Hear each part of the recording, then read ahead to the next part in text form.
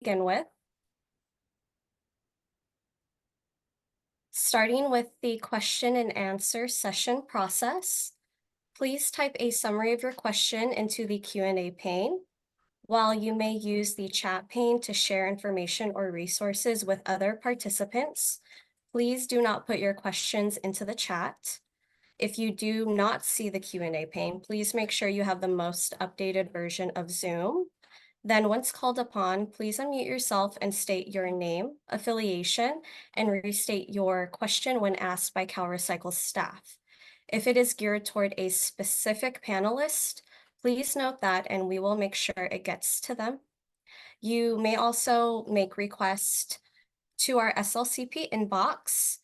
You can make requests for peer share requests, feedback, and panelist questions. The email is slcp.organics@calrecycle.ca.gov, and please use the subject line SB 1383 chat with CalRecycle. If you cannot unmute yourself or are unable to submit your question, please also submit those questions to the SLCP inbox, and we will have your land representative get back to you in a timely manner. Next slide, please. Before we begin, we want to let everyone know about the new record-keeping tool CalRecycle developed. To assist jurisdictions with SB 1383 record keeping, CalRecycle has posted a new implementation record checklist on its website. The implementation record checklist is a Microsoft Word document that outlines in checklist format all records required to be maintained in the implementation record. The checklist can be used in conjunction with CalRecycle's Excel-based model implementation record-keeping tool. These tools have been designed to work together to guide jurisdictions in creating the implementation record as required under SB 1383. CalRecycle sent a listserv announcement announcing the availability of the new checklist on Monday, February 26. If you have any questions about the new tool, please contact your local assistance and market development liaison or LAM representative, and we can provide that assistance. Next slide, please. Now that we've shared the update, we will begin the capacity planning presentations. For our first presentation, my colleague Laura and I will be providing an overview of the capacity planning requirements and the tools that are available. Laura, please take it away. Thanks, Adriana, and good afternoon, everyone. All right, I'm going to go ahead and turn my camera off for the remainder of the presentation.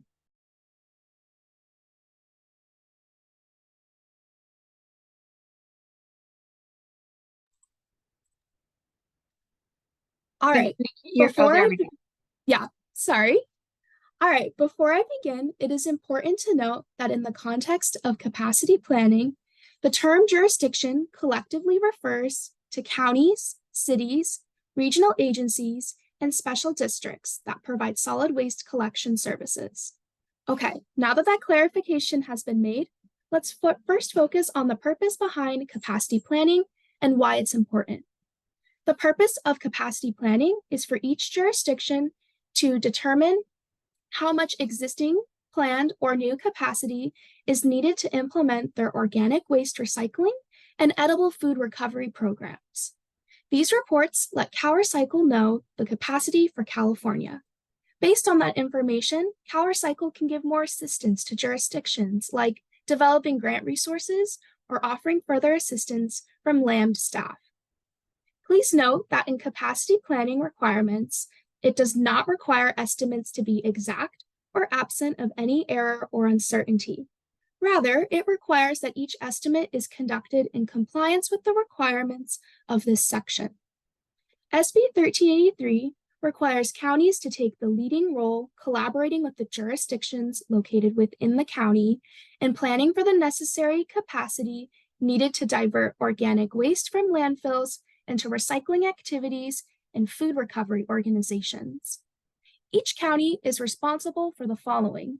1, establishing a collaborative approach to this planning, including setting a timeline, identifying tasks, and determining what each jurisdiction's tasks are. 2, collecting the capacity planning information from each jurisdiction. 3, submitting the capacity report to CalRecycle. 4, identifying any jurisdiction, including itself, that does not have enough capacity. And lastly, informing that applicable jurisdiction that does not have capacity about the timeline for submitting the implementation schedule, which is within 120 days from when the county submits the report to CalRecycle. The county is the coordinating entity for all of the capacity planning tasks because the county is responsible for submitting the report to CalRecycle.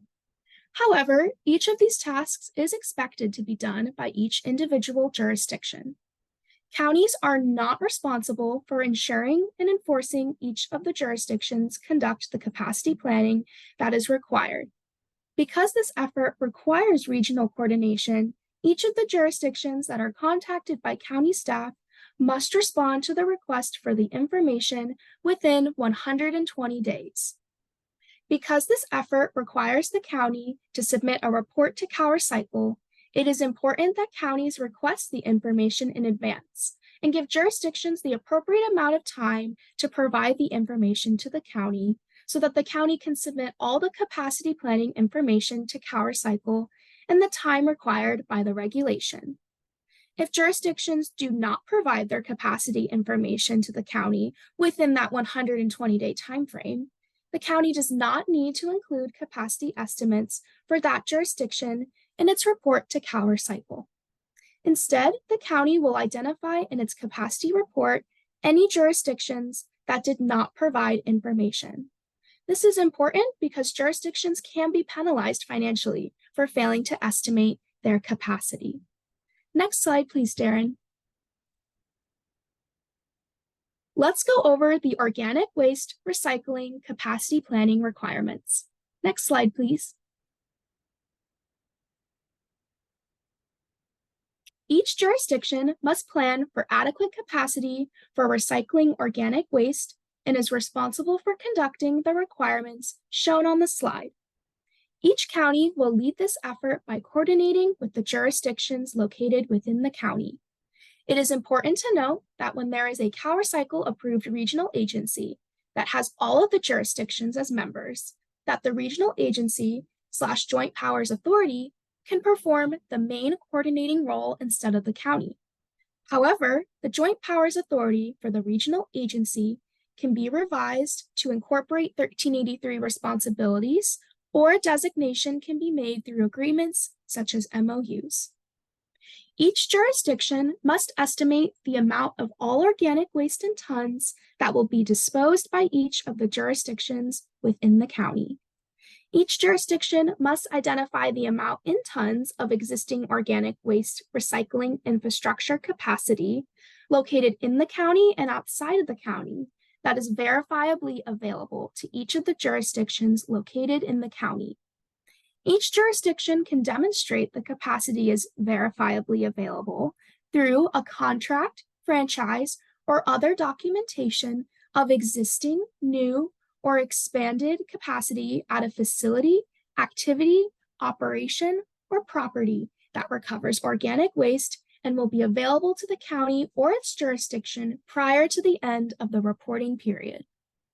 Each jurisdiction must estimate the amount of new or expanded organic waste recycling facility capacity that will be needed to process the organic waste estimated to be disposed. The county, in coordination with each jurisdiction, is required to engage with important entities that play a role in organic waste recycling capacity planning efforts.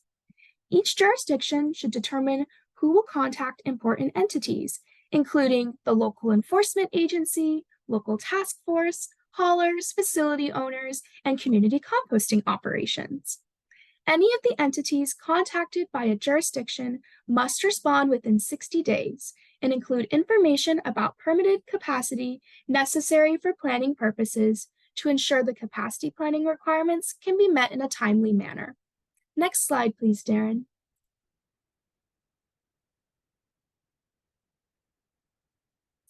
CalRecycle developed an extensive online calculator tool to assist jurisdictions. The Organics Capacity Calculator can be used to record and calculate disposal and projected disposal by material type, as well as existing capacity by facility type, new or expanded capacity by facility type, and any shortfall in capacity.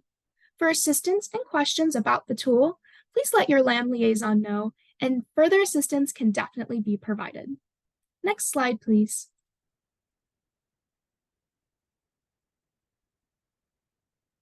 If a jurisdiction's data determines that organic recycling capacity is needed, the county is required to notify each jurisdiction that lacks sufficient capacity that the jurisdiction is required to do the following.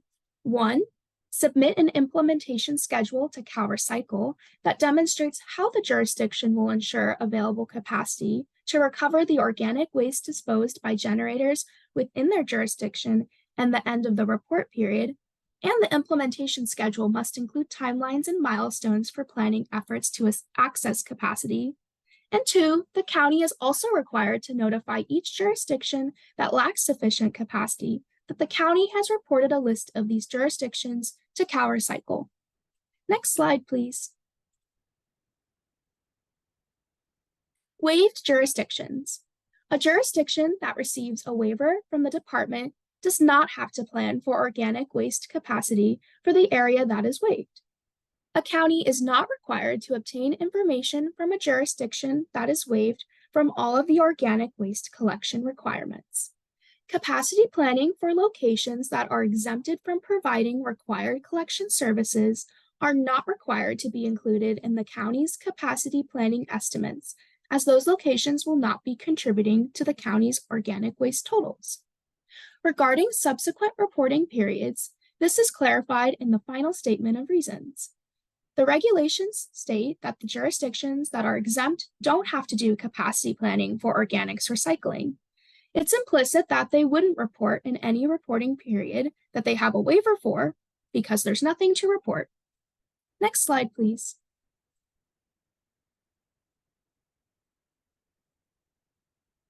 If a jurisdiction currently has an approved rural exemption or a low population waiver, then they will not be required to conduct the capacity planning for organic waste recycling that is due August 1st, 2024.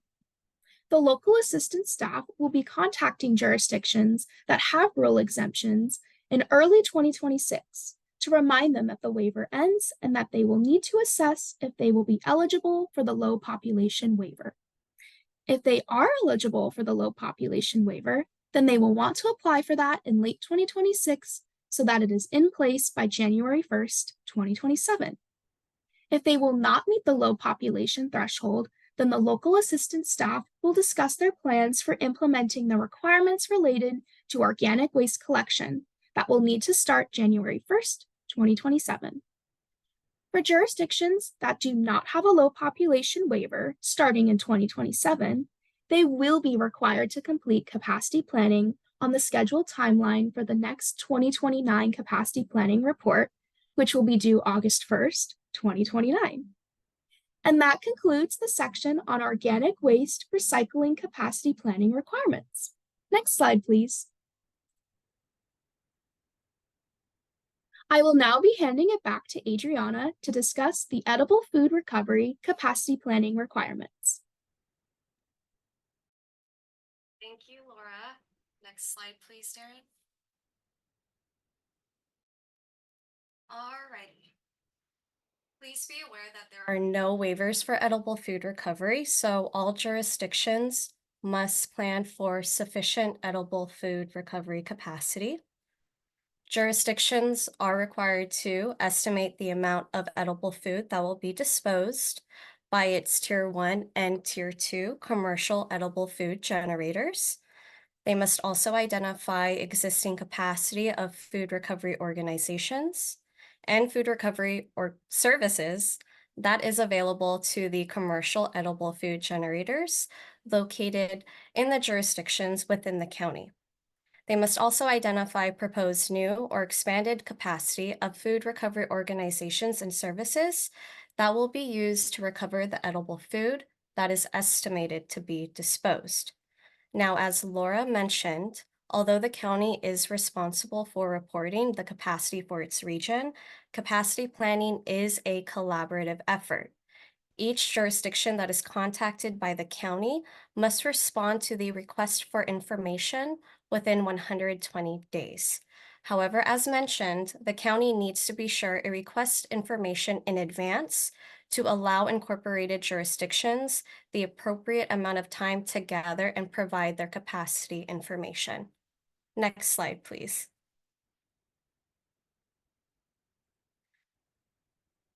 CalRecycle did develop tools to help jurisdictions with their edible food recovery capacity planning assessments. This slide lists the tools that are available on our website.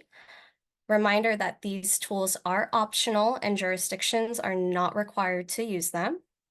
We have the Edible Food Recovery Capacity Calculator, which can help users estimate one, the amount and types of edible food disposed by regulated commercial edible food generators, two, the amount of existing capacity available at food recovery organizations and services, and three, the amount of new capacity needed for recovery. Resources that accompany the calculator include the guidance to help jurisdictions identify regulated commercial edible food generators, guidance on estimating the amount of edible food disposed by different commercial edible food generator types, and the customizable food recovery capacity survey, which helps jurisdictions determine if they have sufficient infrastructure. Now, for assistance and questions about the tools, please let your local assistance and market development liaison know, and technical assistance can be provided as needed. Next slide, please. Shown on the left of this slide is the guidance that can be used with the Edible Food Recovery Capacity Calculator to help users estimate the amount of edible food disposed by different commercial edible food generator types. Its primary purpose is to help users select and alter factors to enter into the calculator, representing average pounds of edible food disposed per facility per year by generator type. Users can refer to the conversion factors available in this guidance document, but jurisdictions may use factors derived from other sources, such as local waste characterization studies or other estimates. Using supermarkets as an example, here is a visual of how the Edible Food Recovery Capacity Calculator works for estimating the amount of edible food disposed in the reporting year, the amount of edible food disposed for the target year. So for this reporting cycle, it will be 2034.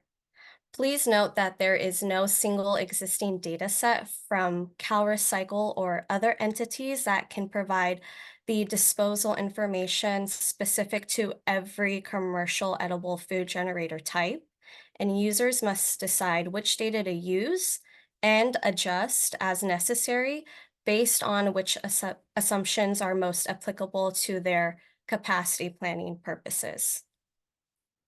Next slide, please. Food recovery organizations and services contacted by a jurisdiction must respond within 60 days regarding available and potential new or expanded capacity. Jurisdictions do have the option to use our customizable food recovery capacity survey to collect information about current food recovery infrastructure and capacity from local food recovery organizations and services that's available to the jurisdiction or the edible food generators within that jurisdiction. The survey was developed to help avoid double counting. Now, when connecting with food recovery organizations such as a local food bank, jurisdictions can clarify they're only interested in knowing what the food bank directly takes from food donors within their jurisdiction. If a jurisdiction chooses to use this optional survey, the jurisdiction may consider coordinating with all jurisdictions within the county regarding how to best distribute the survey, collect responses, and report information back to the county. Next slide, please.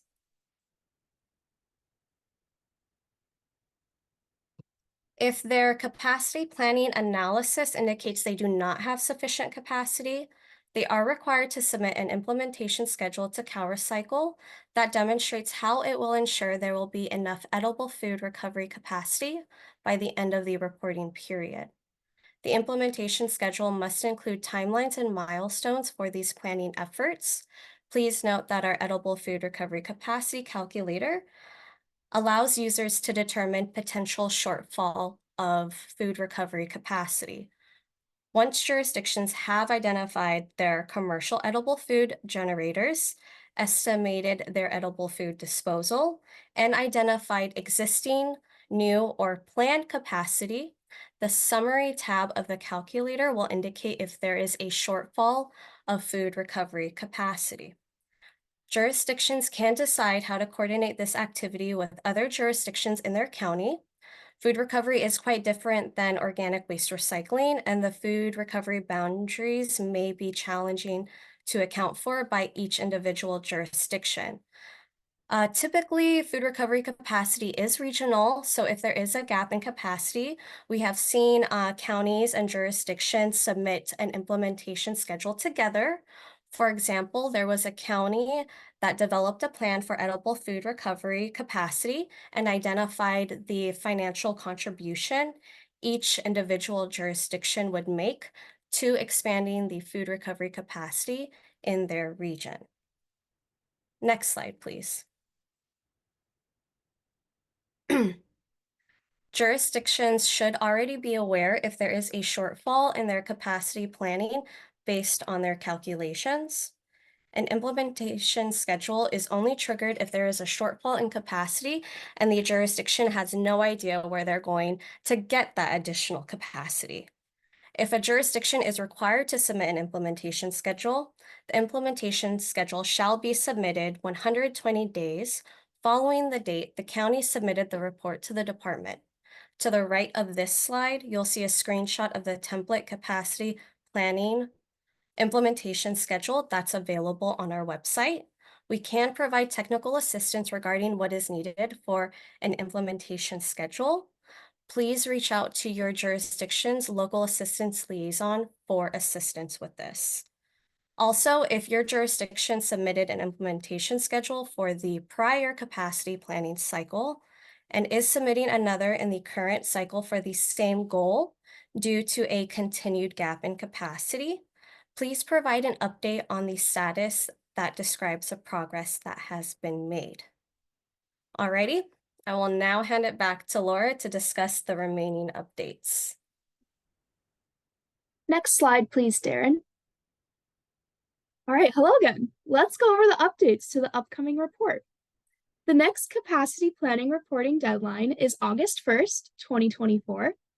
Counties are required to report on the period covering January 1st, 2025 through December 31st, 2034. The screenshots shown were pulled from the report to remind jurisdictions what is included currently. Since the last reporting cycle, updates are being made to the report. There will be an open-ended notes field, such as an add additional description box, to allow counties the opportunity to speak to estimations and capacity planning approaches. The database will also include a document upload button to allow counties the opportunity to attach documents if interested. For instance, jurisdictions who utilize the capacity planning calculator tools may want to attach a copy to the capacity planning report to demonstrate how they calculated their estimations. Jurisdictions may use this feature as well to upload their implementation schedules to prepare. I do want to clarify that attaching documents is optional and not required. And finally, please note that the report is not available yet, but the department will notify everyone through the listserv once it is. Next slide, please. We also have webinar recordings from past capacity planning webinars available on our YouTube page, and the link to our YouTube is shown on the slide. CalRecycle hosted a webinar which provided a walkthrough of the organic waste recycling capacity planning tool. And CalRecycle also hosted a webinar that provided an overview of the edible food recovery capacity planning tools. Next slide, please. And that concludes the CalRecycle portion of our presentation. Here is our disclaimer. Next slide, please. Please remember, we will be having a Q&A session at the end of the webinar. But before we move on to the next presentations, we're going to go on a 5-minute break to prepare. So please return at, 1:32, please. Thank you.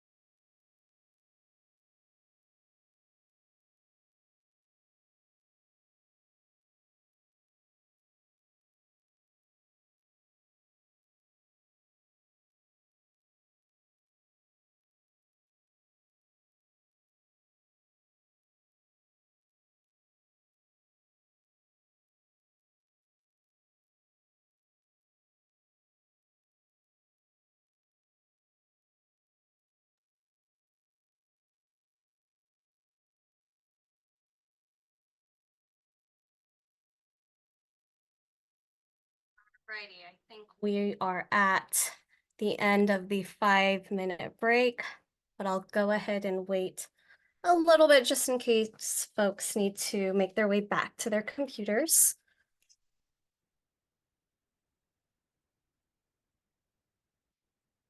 Okay, welcome back, everyone. We are now going to move on to our next presenter, who will be introduced by our CalRecycle staff member, Michaela. Darren, next slide, please. Michaela, please take it away. Thank you.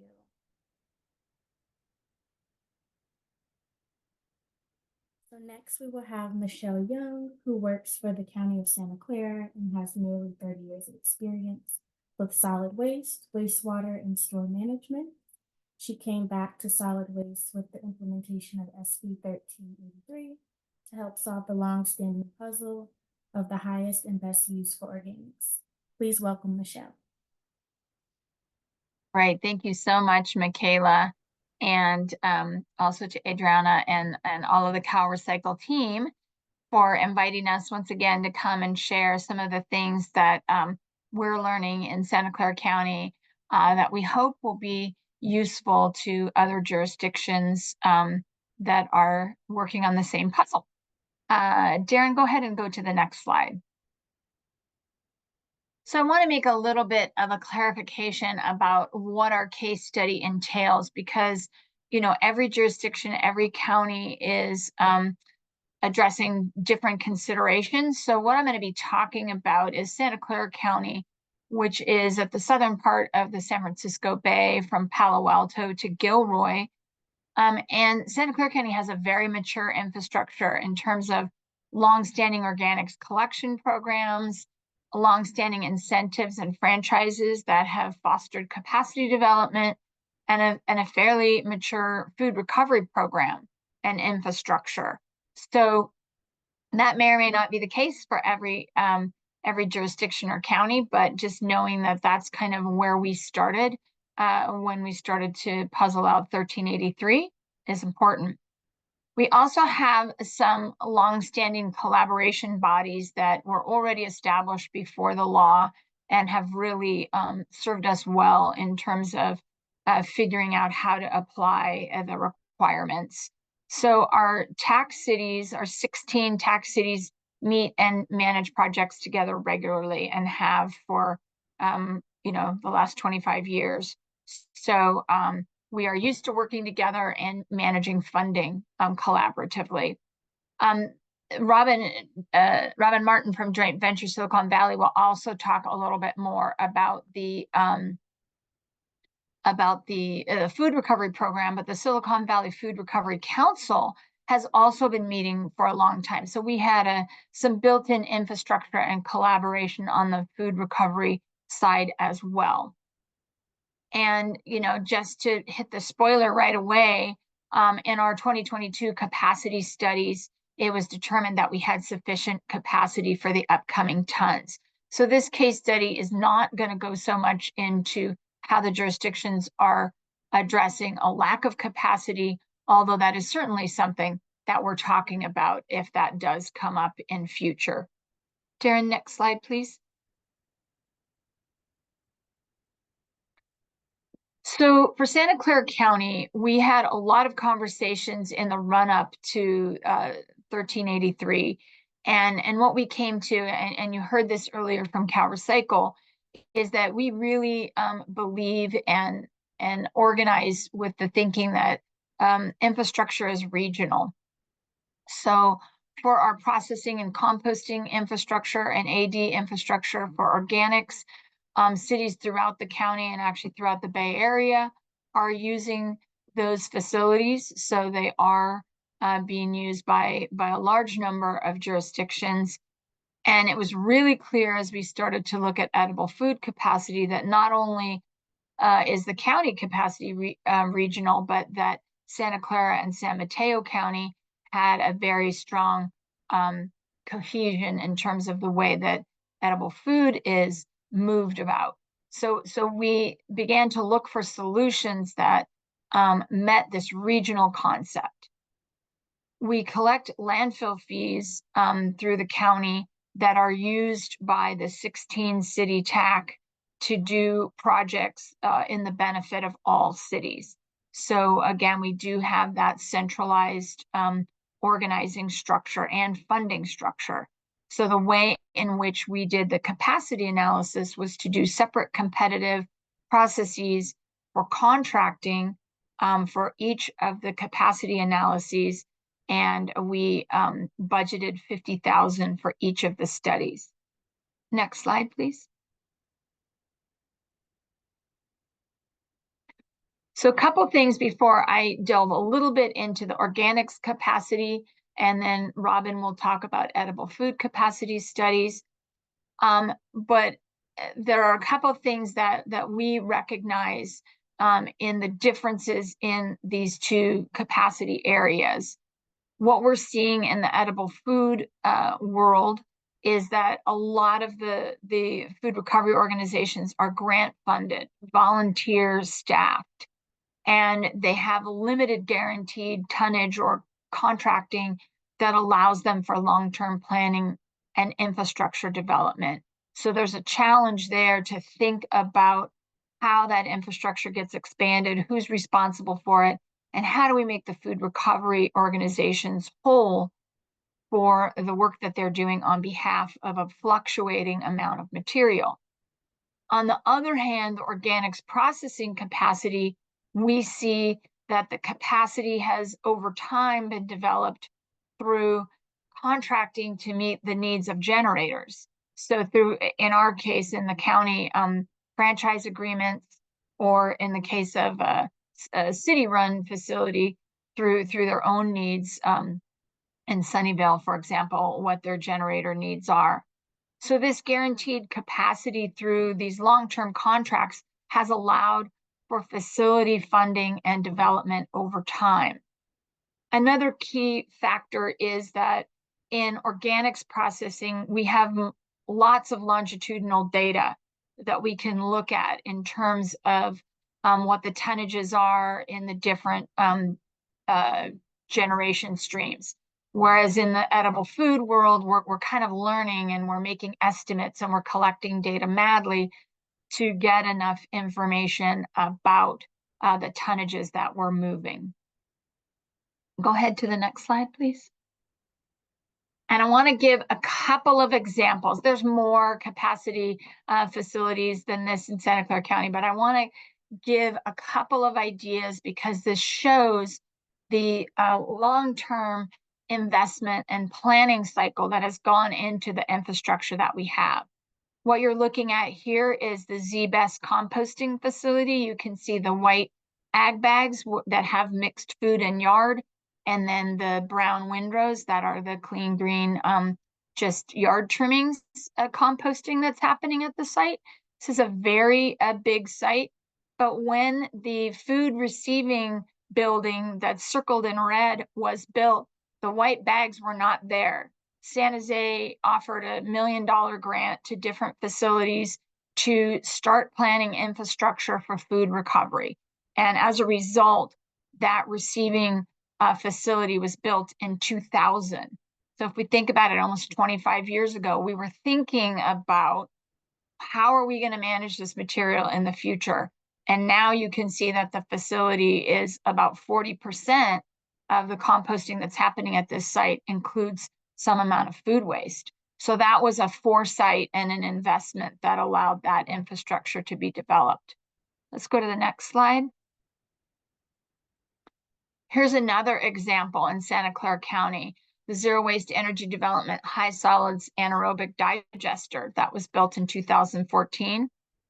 This was built in response to an RFP for commercial services in San Jose. Again, San Jose is a very big entity in the Bay Area with over 1 million residents. And so the RFP asked for energy generation and climate protection.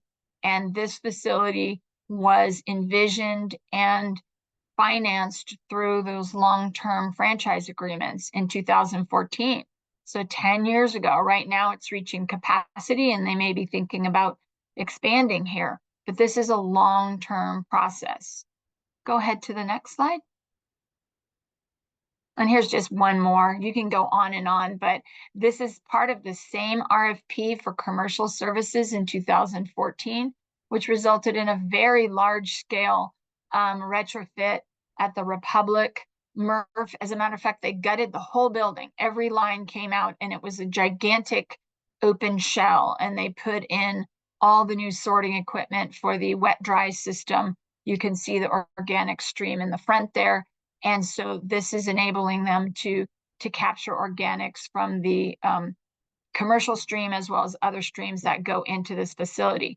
But these are long-term investments that result in the infrastructure that we have now. Go ahead to the next slide. So I want to take a couple minutes to talk about our organics capacity study. And I'll give you the punchline too, that I'm at the end of my presentation, I will put a link to a county folder that has all of the studies. So you can see all the data, you can see the analyses, and you can see the methodology and everything. So hopefully those will be useful tools to glean some thoughts for your program. So again, we did a competitive open process to contract with SCS engineers. They had also done the 2017 organics capacity analysis for the county. So they already had some longitudinal information in the 2022, and now they will do our 2024 analysis. They're already working on that as we speak. Well, probably not as we speak, because Laura Johnson is on the line with us, and I'll put her contact information in the chat as well if you have more questions for SCS engineers. But as a very high level methodology, they organize the surveys to the jurisdictions. So as CalRecycle was discussing earlier, the requirement to get the information from the jurisdictions, the way we're managing it in Santa Clara County is that's part of the scope of work for the consultant. We obviously coordinate with all the jurisdictions, tell them that it's coming. And because they're all contributing to paying for this consultant agreement, they're very well aware of what stage of the process we're in, and they're ready for these surveys to reach them. The methodology also includes the required review of all the facilities in terms of potential increases to capacity and changes to permits, et cetera, what's planned and what's currently being received. And then the calculation of the projected tonnage over the planning period that the study encompasses. So currently they're using the CalRecycle waste characterization standards. But in our kickoff meeting, we talked about the fact that in 2030, we'd like to look and see if we have enough data and information between edible food and organics capacity to look at more tailored local data, because we might have some slight variations from the state standard waste characterization. Next slide. So again, I really invite you to look at the findings. I'll give you the report and the appendices, which have all the data, but some interesting highlights. About 721, almost 722,000 tons of organic materials were generated in the county, and quite a high diversion rate, because again, the cities in the county have been diverting organics for 25 years. So it's been a long-term process, and many have had food waste for 5 to 10 years as well, food waste collection. The residential organic diversion from the 2015-17 study to 2021 went from 36 to 82% diversion. Now, one of the interesting things that happened in 2021, I don't know if any of you guys remember what was going on at that time, but we saw a lot of materials shifting out of the commercial sector and into the residential sector because of the pandemic. And so we are looking forward to seeing if that tonnage is kind of swinging back into a little more standard percentage coming back into the commercial sector. but that did skew the data a little bit towards the residential generation, which was receiving much more than it had in the past. In 2022, 10 of the 13 facilities were planning to receive additional organics, but only 2 were actively pursuing either infrastructure upgrades or permit expansion. So that meant that most of the facilities had additional capacity to receive organics at the time of the study. Next slide. So as we're already involved in the 2024 analysis with SCS engineers and joint venture Silicon Valley. So we will have those reports completed by June. If anybody's interested in seeing the consultant agreements or anything about the procurement, you can let me know. I can make that available to you, but we'll be looking at the trending from 2015 and 2022 to 2024, which is the vision of CalRecycle, and doing these capacity studies with this short timeline in the beginning. But there's some interesting new considerations for us in that we're bringing on a large-scale dewatering plant at the wastewater treatment plant. So we have to figure out where biosolids are going to go with relation to all the other material that's collected through the residential and commercial programs. And finally, thanks, Darren, you're reading my mind. Finally, a few other things that I think are interesting points that you can see in the reports is that when you're thinking about capacity, there's interesting questions such as what material is generated within the county and what's coming out from outside the county.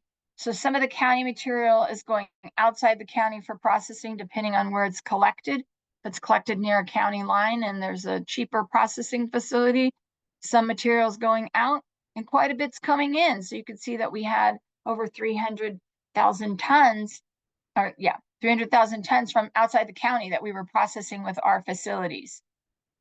Contamination, we are seeing a lot of infrastructure considerations for cleanup of contamination, and obviously that impacts not only the diversion, but the amount of capacity that a facility needs to handle tonnage if 30% of it is plastic and other non-organic materials.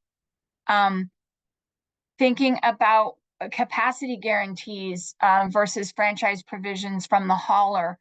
So cities are really thinking about what sort of guarantees do they need to be sure that they have the tonnage over the life of their agreements and things like that. And again, I mentioned materials like biosolids and other materials that are coming into our facilities. So how do the jurisdictions and the county think about the priority for materials in these facilities that are getting more and more impacted? And then again, as I mentioned, tailoring our data as compared to the state waste characterization for more localized conditions. So those are the thoughts that I have, and happy to answer questions about the process or anything that we went through at the county. I will put the link to our documents in the chat, as well as the link to Laura Johnson's contact information at SCS Engineers if you want more detailed information about their work on our capacity study. But I thank you for letting us contribute to the group learning.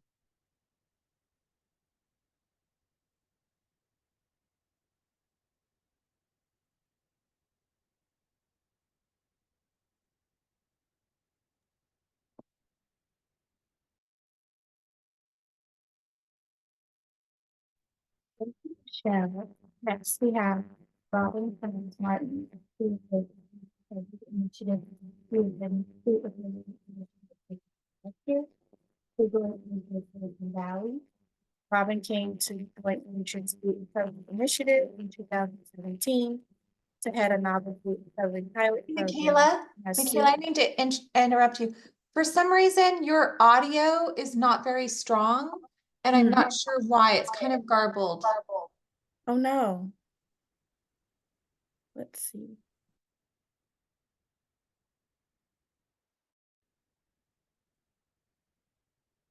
Okay, does it sound a little better now?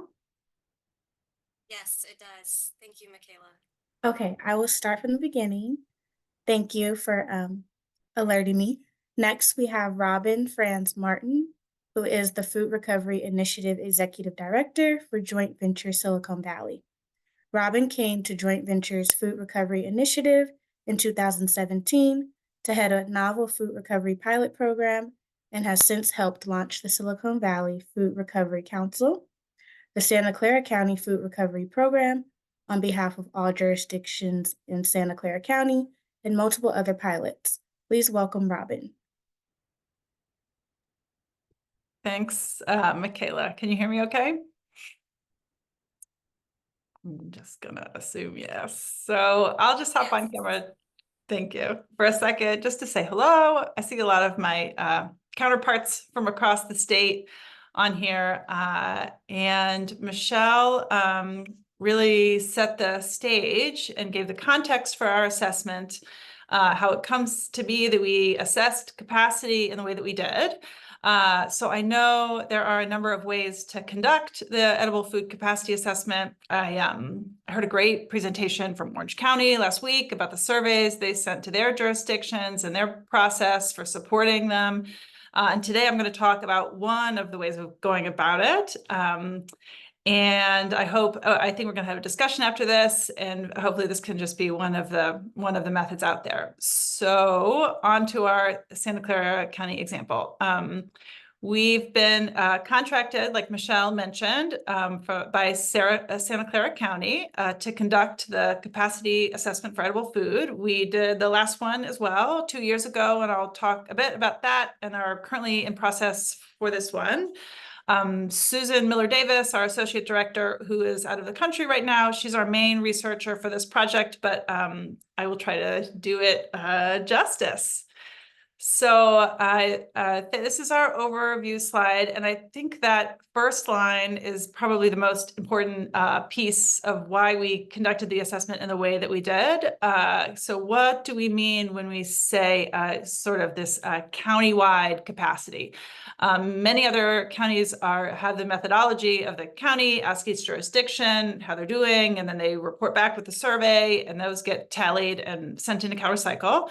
But because we've been operating countywide for so long, and honestly, after many years of input and stakeholder engagement and conversations with our food bank and FROs, which we work closely with, it made it clear that the recovery crosses borders, that it wasn't naturally happening to assign capacity to an area as small as a jurisdiction. And so we started thinking of capacity as countywide, and that each jurisdiction would not have to sort of answer to that capacity question alone for a surplus or a shortfall to be ascribed just to one jurisdiction. So the cities certainly support what we do without needing to take as much ownership of it. And I guess practically speaking, what I mean by that is that they don't need to learn the ins and outs of their local food recovery system and identify their own generators and nonprofits, et cetera. That all happens on the county level.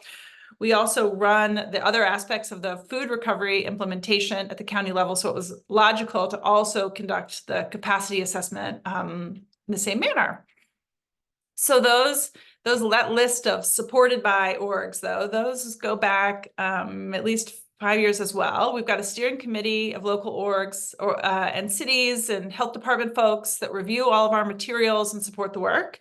We meet regularly with a food recovery council that we formed a few years back, and they also reviewed the surveys and support our countywide work, and we support theirs. We have a pretty robust system that Michelle mentioned of food recovery organizations to do all the real work of saving the surplus food.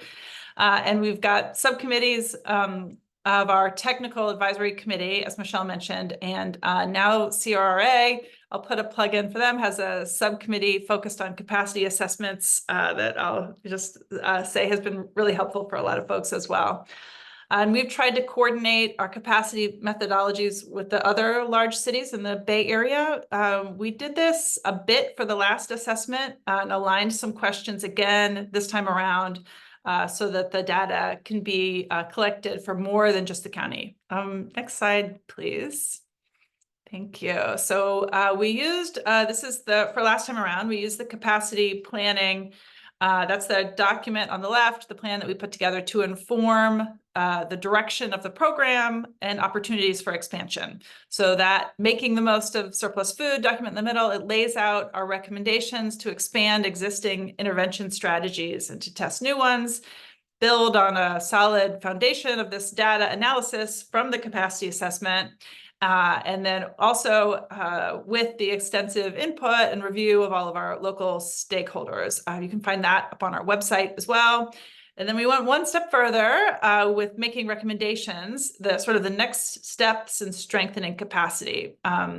So for example, we knew that even though we had enough capacity in county during the assessment, as the tier 2 restaurants and sort of this small volume prepared food producers came into the recovery space, we knew we would need to adjust our methodologies for successful recovery. So we have recommendation about that in the Making the Most document, and then scoped that out further in that June 2023 scoping plan. That's where we really tackled the how-to of next steps that we've been working to make a reality ever since. Next slide, please. So what are we doing this time around? This is our timeline for this year's assessment work. We started by updating our core data and reviewing the guidance document from CalRecycle, incorporating some studies that have come out in the last 2 years and adding into the mix our own annual reporting data. We developed the surveys, like I mentioned, with some Bay Area input. And right now, most of those surveys are back. Not all, most. We're still poking a few folks. We've got a diversity of different types of generators that responded to the surveys. So we've got some good industry types represented. We heard from at least 50 FROs. We're still reaching out there. And then the final report will be finished by the end of this fiscal year, ahead of that August 1 deadline. Next slide, please. So this really gets into the meat of it, the estimates. Susan has discussed this elsewhere, but I'll try to recap her work here. A key feature of her analysis last time, which we're using again, is to average a variety of sources to estimate the edible food disposed in each category, so for each generator type. The sources are both national and local. The goal of averaging them in this way is to get the best estimate of the edible food disposed for each category. Each method shown has a different source, a different amount of surplus edible food per facility or per employee, which we then applied to the number of, in this case, supermarkets. I used the same example as the CalRecycle folks at the beginning, so that worked out. Employment in the sector, depending on the factor. The link that Michelle shared has this in more detail for all of our different generator types as well, if you want to really get into the numbers. We're going to use this method again for the 25 through 34 capacity analysis, but also have the benefit of annual reporting this time around from our tier 1s. Because of that collective countywide process I mentioned, we worked together to pass ordinances in every jurisdiction in the county with the same edible food recovery content, and they all included yearly generator reporting. So we didn't use just those numbers alone, though, since although our generators are, of course, doing a great job so far starting a recovery program, those numbers alone don't necessarily represent the maximum amount of recoverable food. And so this is our example. There's these supermarkets, but we did this same exercise for all of the tier 1 and tier 2 categories. Next slide, please. Right, so surveys. As I mentioned before, we're coordinating the questions with survey questions across the Bay Area counties. We do this both for the reporting and for the capacity assessment questions, which I think has been really helpful. We also tried to cast a really wide net for the FRO survey this time around, more so than we did last time, and included a lot of distribution agencies. So folks, not necessarily just the organizations that do recovery, but also organizations that just do distribution of food. Those that weren't currently, to at least our knowledge, involved in recovery, but who may want to get involved in recovery. We also, the way we define capacity is the ability, not only for an FRO to pick up the surplus, but for distribution sites to be able to distribute that in a timely manner as well. And we also, when we include distribution, we can kind of use it almost as a proxy for a potential throughput of food as well. Let's see, we note that we're also using the capacity surveys to find out some more information as well, right? To plan some effective pilots and other ways to build capacity based on needs and interests. One of the examples of that is that we asked the generators about their interest, or if they're interested in working on the tax deduction piece or reverse donation logistics. We've got some pilots coming up about that, so we're pinging folks now. And we asked food recovery orgs about their refrigeration needs. We sort of wanted to plant the seeds with some of the questions as well. So we asked about different prevention they may use, recovery. So we gave some specific examples about giving food to employees or directly to folks that may be in need. We had one question about upcycling. We've got on our steering committee, we've got a member of the Upcycled Food Association. And so we collaborated with them to develop a meaningful question about that as well. Next slide, please. Thanks. All right, so lastly, updates for the assessment. What's new this year? We're using the similar methodology. We've done a few tweaks, updated with the guidance doc. And then as I mentioned before, our local ordinances require generator reporting as well as the FRO reporting, which gives us much more accurate intel of what's actually happening on the ground. Not only has it helped with the capacity assessment, but it really has greatly improved our inspection process. It's helped us target our education. We've had great compliance with this aspect of the ordinances. I think last year, more than 80% of our Tier 1 generators reported. And then next year, we'll have numbers from Tier 2 as well. Let's see. I think this has been mentioned before, but I think it's worth noting that as we ask the food recovery orgs, who are often just trying to make ends meet for the current year, to forecast activity and capacity for the next 10 years, it's not necessarily the most reliable source of information. Michelle touched on this as well. It really isn't guaranteed capacity. Because no matter what a nonprofit may predict, since they're always fundraising, always hustling, it's really not a sure thing. They are absolutely doing their best to answer the questions we've posed, but I do think forecasting that far in advance is really difficult for them. We've had great compliance with the organizations in completing the surveys, but I think it's a really difficult task. So what's next? I mentioned the recommendations. Formed from our previous capacity assessment. We will use this year's new assessment to refine our activities, to update methodologies, determine how what we call capacity enhancement dollars will be spent. Basically, each year, the cities of Santa Clara County fund the food recovery program to handle their jurisdictional responsibilities to implement the food recovery portions of SB 1383, and that we've been contracted to do that. And we're setting up this process with an MOU, which is a whole other talk, but for the purposes of capacity, if the cities choose to do so, they can additionally fund capacity enhancements to increase capacity and strengthen our local system. This year, for example, we're conducting prevention webinars by industry type with the enhancement funding and distributing some of those funds for equipment, small grants program for FROs. And all the cities have decided to participate, which I think is fantastic.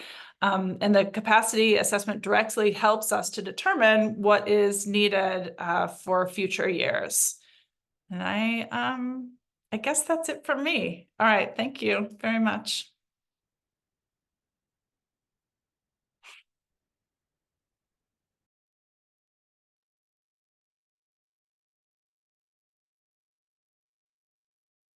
Perfect. Thank you, Robin and Michelle, for your presentations. I would like to now open it up for our Q&A session. Again, we will use the Q&A pane to address any questions. Once we get your question, CalRecycle staff will unmute you. Please state your name, affiliation, and question. If you cannot unmute yourself, or if you are unable, or if we are unable to get your question by the end of the session, please be sure to send your question to the SLCP inbox at slcp.organics@calrecycle.ca.gov with the subject line SB 1383 chat with CalRecycle. We also want to give attendees the opportunity to connect with other jurisdictions. If you are interested in a peer sharing opportunity with other jurisdictions, please contact your LAM liaison about this request, and we can help connect you to other jurisdictions that can possibly share their solutions and best management practices. Now, with that, I will go ahead and pass it to Katie. All right, up first, we have a question from Paul Freund. Paul, you should be able to unmute yourself, and please go ahead and ask your question. I'm also going to ask Darren to please go back to slide number 10. Paul, is that the slide you had a question for us about? Yes, thank you. Yeah, Paul Freund with Tama County Solid Waste Management Agency. You can hear me okay? Yes, we can. Oh, perfect. Okay, yeah. So it says the jurisdiction currently has an approved rural exemption or low population waiver, then they will not be required to conduct the capacity planning for organic waste recycling that is due August 1, 2024. The way I read the regulations, section 18992.3A1 capital A, where jurisdictions exempt, not required to conduct the capacity plan, is not required to include that for section 18992.1 in the first reporting period.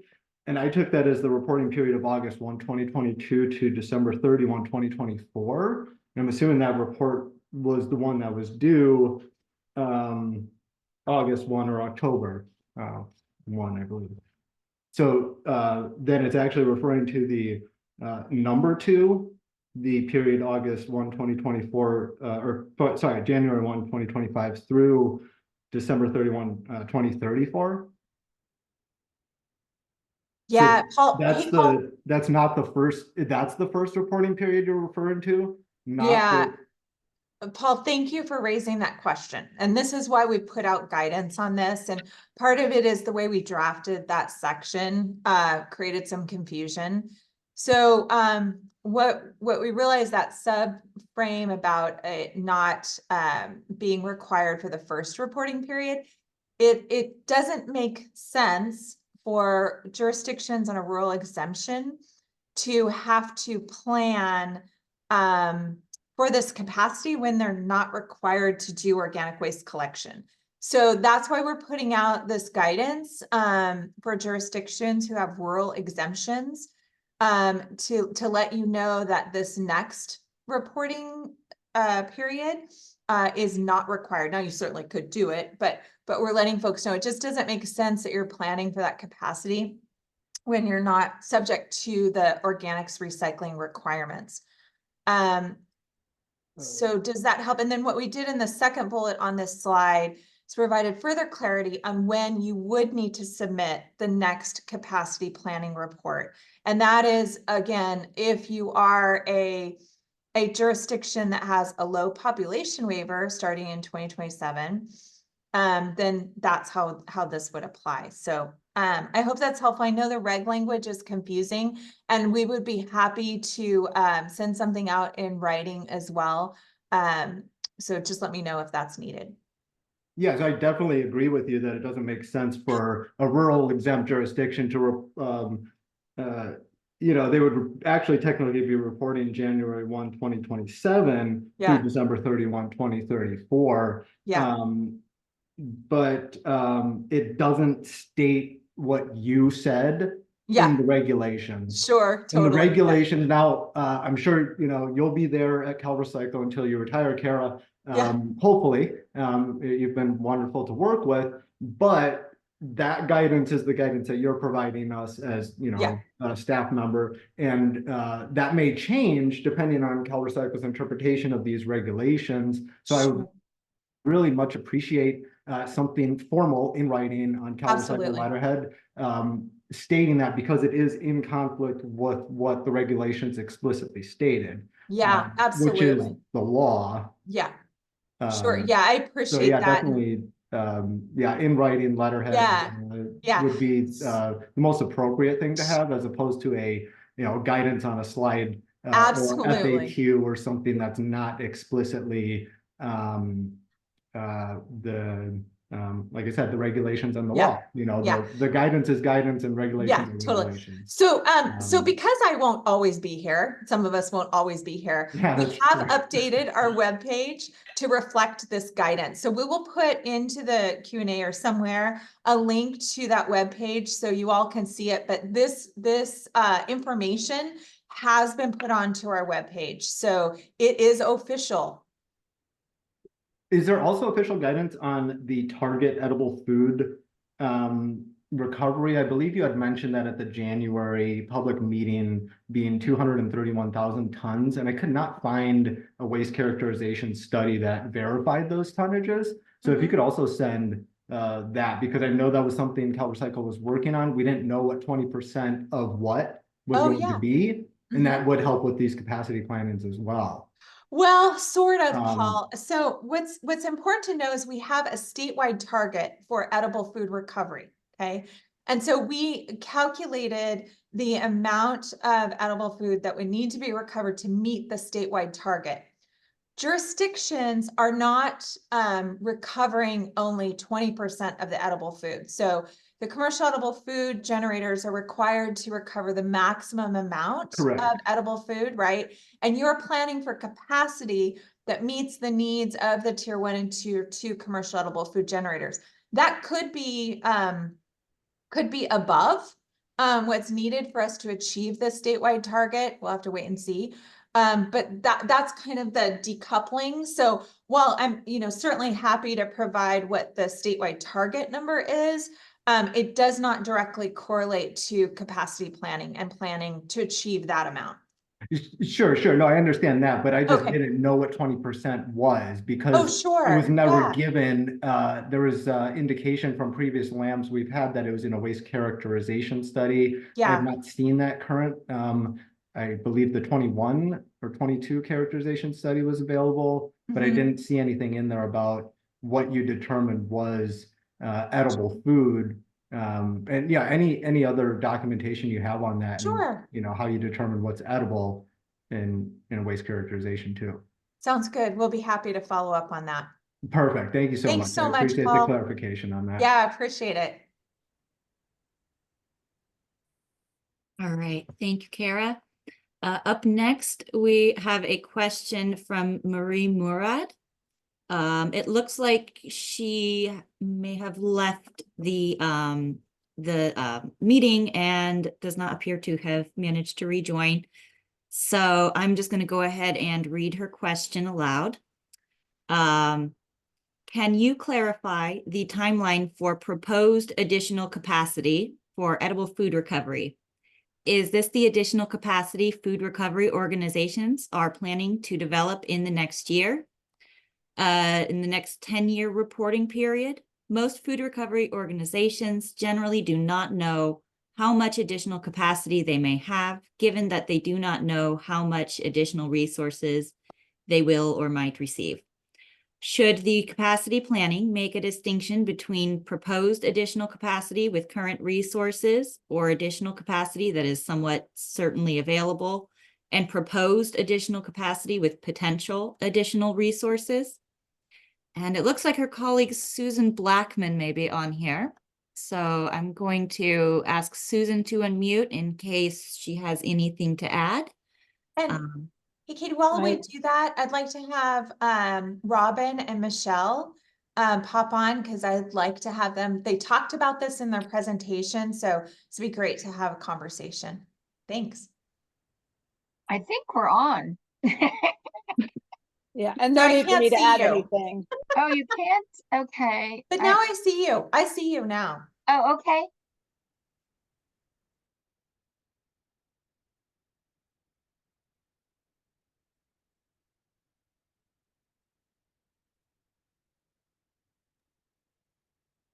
I don't know if Susan can still unmute herself, but Susan, if you cannot unmute yourself, please let us know. Oh, okay. I just did, but I don't think there's anything more for me to add. That was a very comprehensive question. Thank you.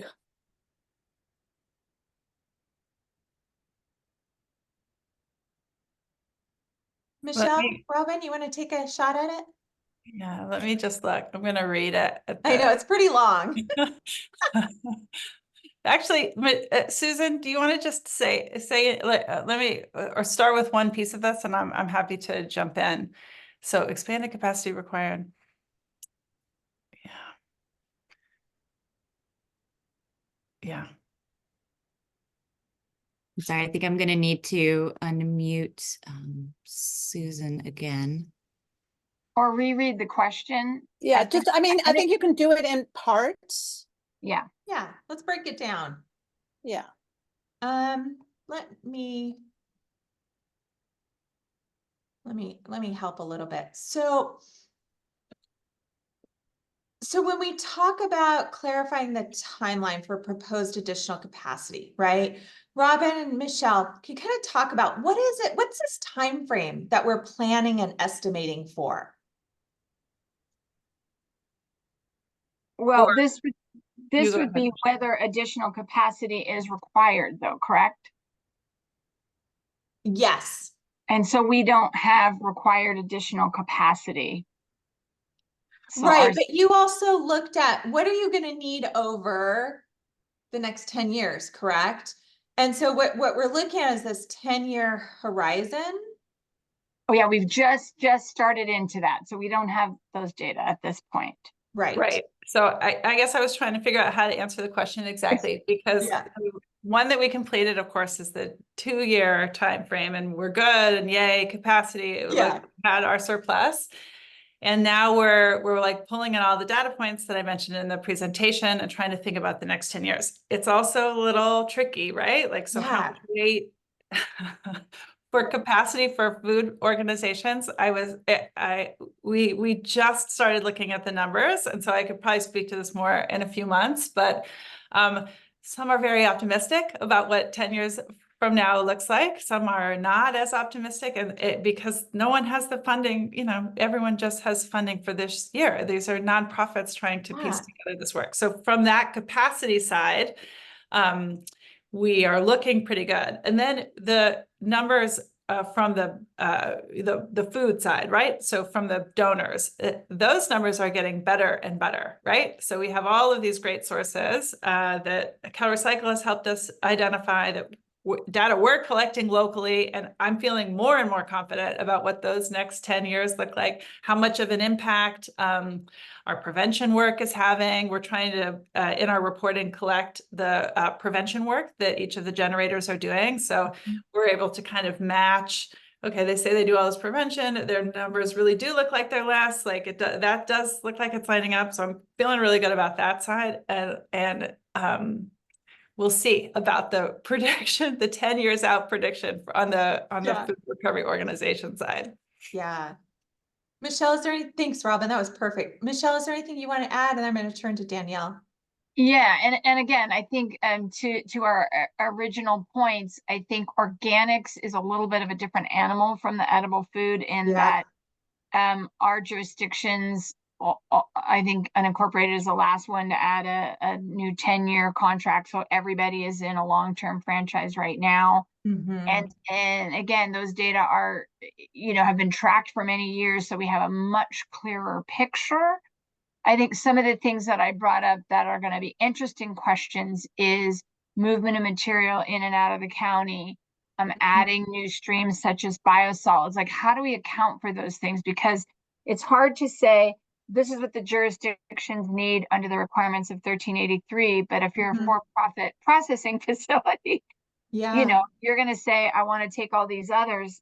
Yeah. And if they start guaranteeing capacity through long-term contracts to a biosolids producer, for example, and then later a jurisdiction comes in and says, well, I have more stuff to bring, those are going to be interesting questions, because when you ask about capacity on the organic side, there's that fluctuation between is it guaranteed capacity, or is it capacity that is going to increase over time? I think we know the numbers for our jurisdictions, but then there's some of those other kind of wild card issues that we'll be looking at as we get into the new capacity analysis to see how we can account for those on a 10-year timeline. Yeah. Thanks, Michelle. Danielle. Yeah, thank you both for sharing, Robin and Michelle. That shows how there are variations and different ways to approach this. And you had a very comprehensive approach factoring in even prevention, Robin. I just wanted to reiterate that these are capacity planning estimates, and we have, acknowledged that these are to be carried out based on the best available data that the jurisdictions have. And so based on Marie's question, seems like whatever the most realistic approach is for that jurisdiction, sounds like maybe the first one is the most reasonable, where she mentioned basing it off of the current resources and additional capacity that is certainly available, rather than ones that may or may not be able to depend on. So thank you. I think you both answered that even more thoroughly, but I just wanted to reiterate that they can vary and that they are estimates. Thank you. Right. Yeah, just one other thing, just another example of the kind of variation. So in our last capacity analysis, we listed that one of the compost facilities is in a permit expansion process. Well, that hasn't happened yet.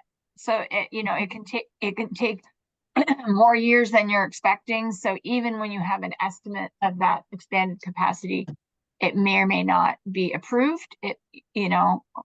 And things like that. So there's just a lot of considerations that we're balancing. So it's an estimate. Yeah, it really is. And I think what I'd like to just add on is kind of the big picture. I mean, the whole reason we added capacity planning into the regulatory requirements was to force all of us to think future, right? Not just to be in the moment, but to really be trying to think about what are we going to need for food recovery capacity, organics waste recovery capacity, to meet our needs going forward. And so it is a planning. It's a kind of crystal ball exercise, right? You cannot. I mean, who of us knew we'd have COVID, right? That threw our world in a total, upside down place. So, it is for planning purposes. And, it could be in this next 10-year period that something does go wonky, right? And you may have to adjust, and you may have to kind of revisit, oh gosh, this is what we thought we had for our capacity for food recovery. But now maybe we've got more, or maybe we have less, and we need to deal with that. So it is something that we encourage the county and the jurisdictions. And what I love about Santa Clara is developing this just kind of group, right? That's thinking about it and is meeting regularly and is sharing challenges and what's changing and what do we need to do to support these efforts. And lastly, I do want to say the jurisdictions that applied for the 1383 local assistance grants, I was strongly encouraging jurisdictions to include in their grants food recovery activities for using some of that funding. I don't know what we're going to get in the future for grants for jurisdictions. And so I really want to make sure that we're using our funding to meet the highest priority needs for what you need to do to comply with the regulations. So, if that's something that you didn't even think about, it's something to have a conversation with your CalRecycle grant manager. But again, it's really important that we're using all of our resources to bear to fund the food recovery infrastructure that we need going into the future 10 years from now. So thank you both. And we're ready to go on to, oh, well, Susan, unless there's something else, I don't want to leave you unless we didn't hit on what you think Marie was asking.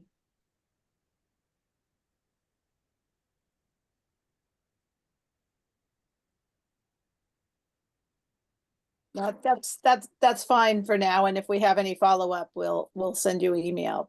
Thank you. Fantastic. Yeah. And please feel free to utilize Michelle and Robin, because I rely on them a lot. And, just some of our folks who have really delved into this have a lot of experience. So let's use each other as we move forward. All right, team, let's go to the next question, please. All right, our next question is coming in from Jennifer Gilbert. She was not sure whether she'd be able to unmute, so I'm just going to go ahead and read her question for the group. When our jurisdiction first completed their edible food recovery capacity plan in 2021, we identified the expanded capacity required, funded local food recovery organizations to expand that capacity, and got all of our Tier 1 generators in compliance and recovering edible food. Now that all of our Tier 1s are in compliance, we consider to have met our goals of increasing the food recovery capacity. Are we required to continue to fund local food recovery organizations in perpetuity? Nonprofit food recovery organization funding comes from many directions. Are jurisdictions now responsible for filling in all missing funding in order to support nonprofit food recovery organizations that work with Tier 1s and 2s? Jennifer, are you able to unmute? If not, we'll kind of dive in. And Danielle, you can pop back on as well, please. I can try. I know our there you internet are. is not the best right now. So Yeah, no, I can hear you fine. okay, good. I understand that we need to continue to maintain this capacity, and it's been interesting, honestly, what we've seen. We've seen less material coming from our grocery stores, and from what we're hearing, some of that is because their purchasing has really changed, and people's customers' purchasing habits have really changed. So, it's going to be really interesting diving into what the capacity might look like. It's looking different than what we thought it's going to look like. But I'm wondering if this is really going to be an ongoing thing. And, let's say that this year the FROs have enough funding just from various different other sources that they don't need any assistance from us. But that might change in the next year and in 5 years from now. So how do we know how to, this is where my brain just explodes. I don't know how to plan for that, right? I know we can calculate how many, pounds of food might be, collected, but how can we tell how much funding we would need to set aside to expand it? Or do we need to? That's where I can't figure it out. That my brain just.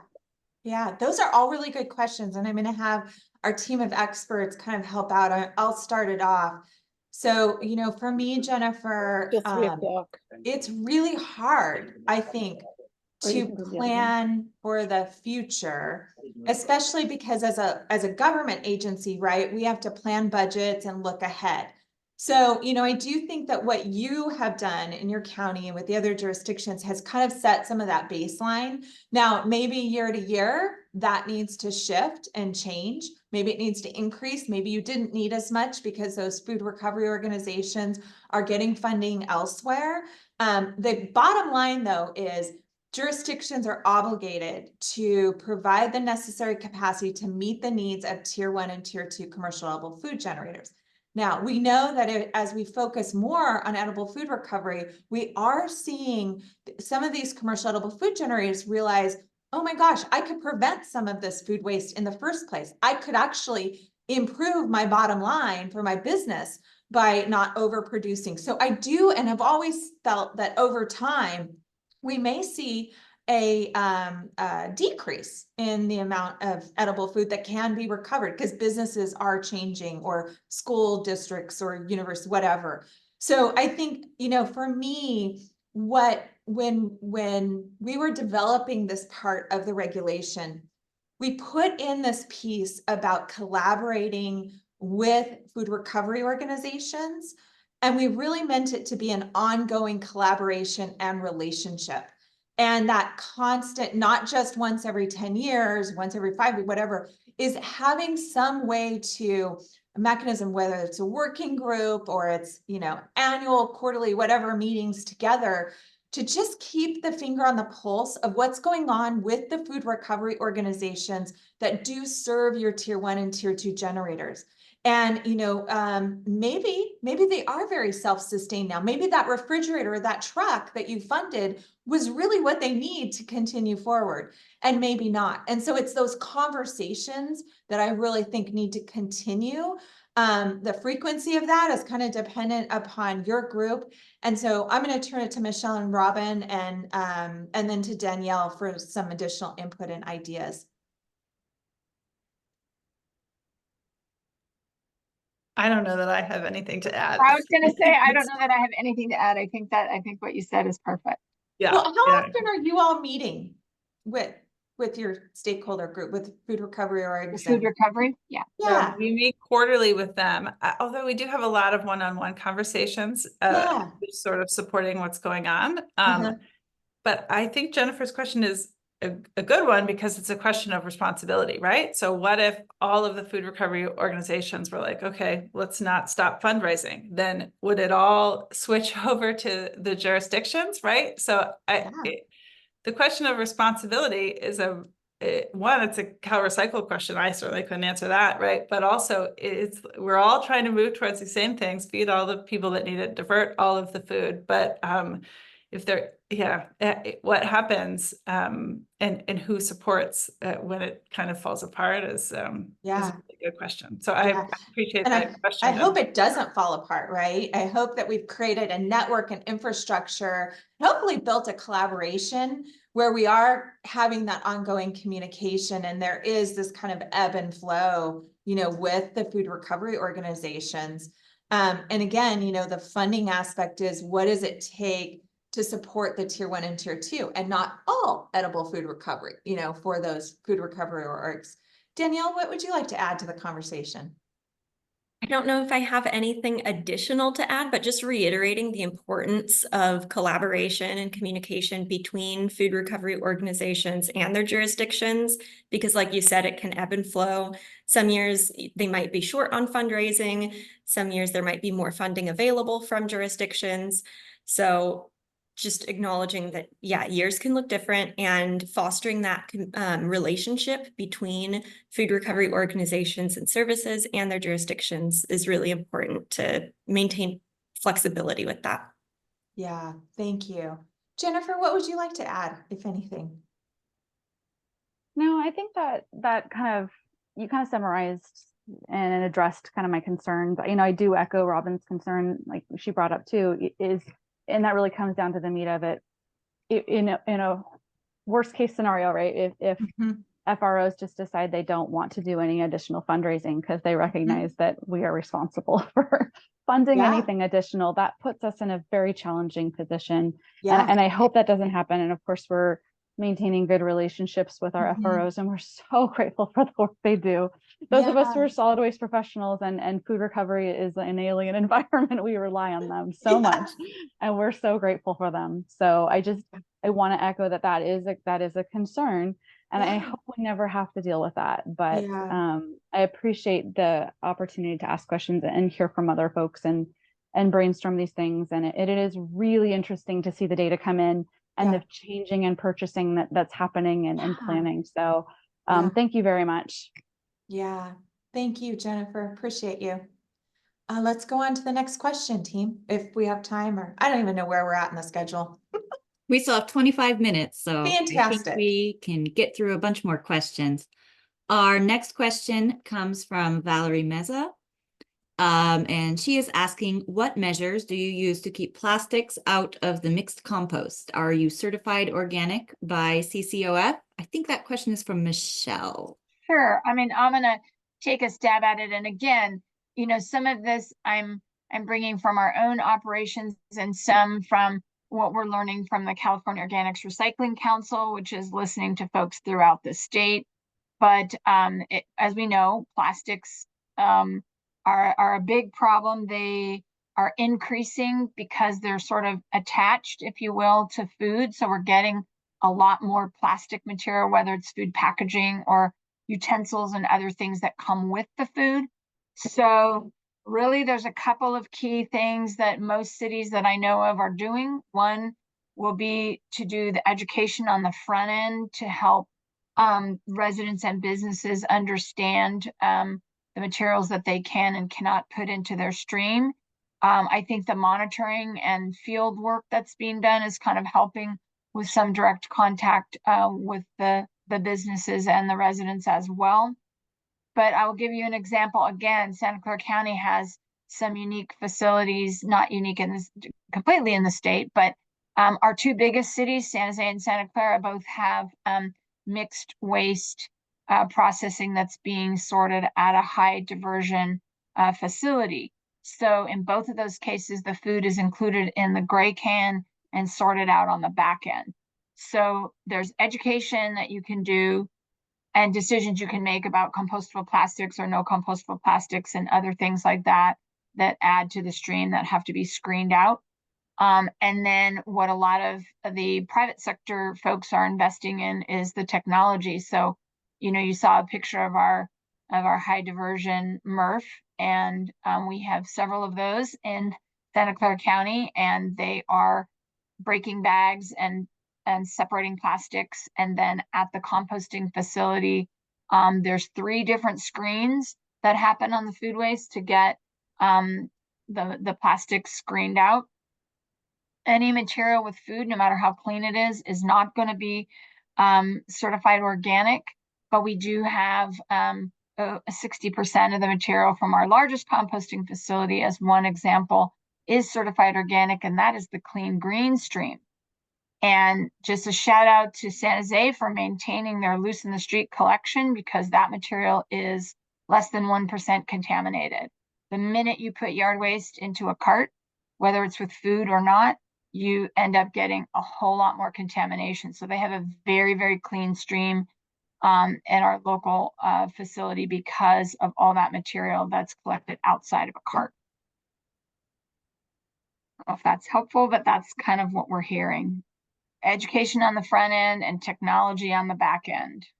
No, thank you. That's the best explanation I have heard in like the last 3 years. So thank you very much.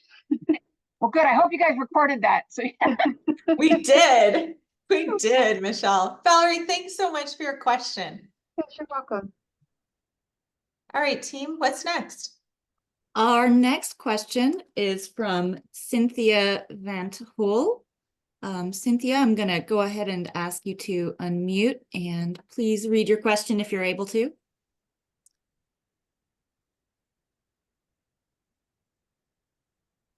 Well, she may be having some trouble unmuting, so I'll go ahead and read her written question.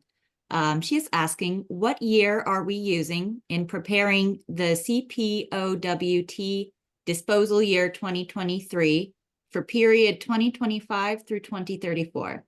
I think there is a confusion on using DY 2021. I just need the date, don't need to speak. Who on the team wants to take that? Can anyone hear me? I know that there were some issues with my audio earlier, so I apologize to all the attendees. Yeah. We can hear you. Perfect. I do see Chris, please chime in if I get anything wrong, but it is going to be the disposal year 2023. So in the slide for the organic waste calculator, it might have been really small, but I did select the year 2023. Now, when you go into our website and you attempt to upload the defaults for the disposal year 2023, it will not show up because that data is not available yet.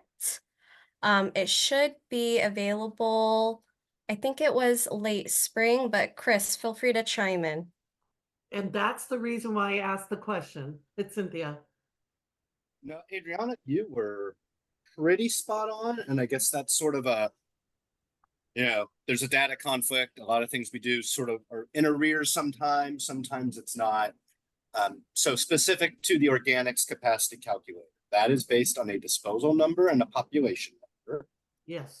The disposal number for 2023 won't be available until mid to late May.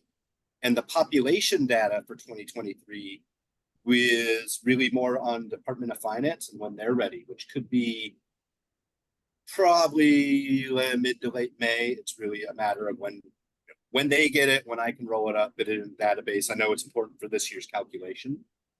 The other side on the disposal number specifically, the RDRS report's not due until I believe the end of April. So the earliest we'd have that is mid-May. If you want to start calculating now, as Kara said, this is an exercise. You're ballparking as best you can.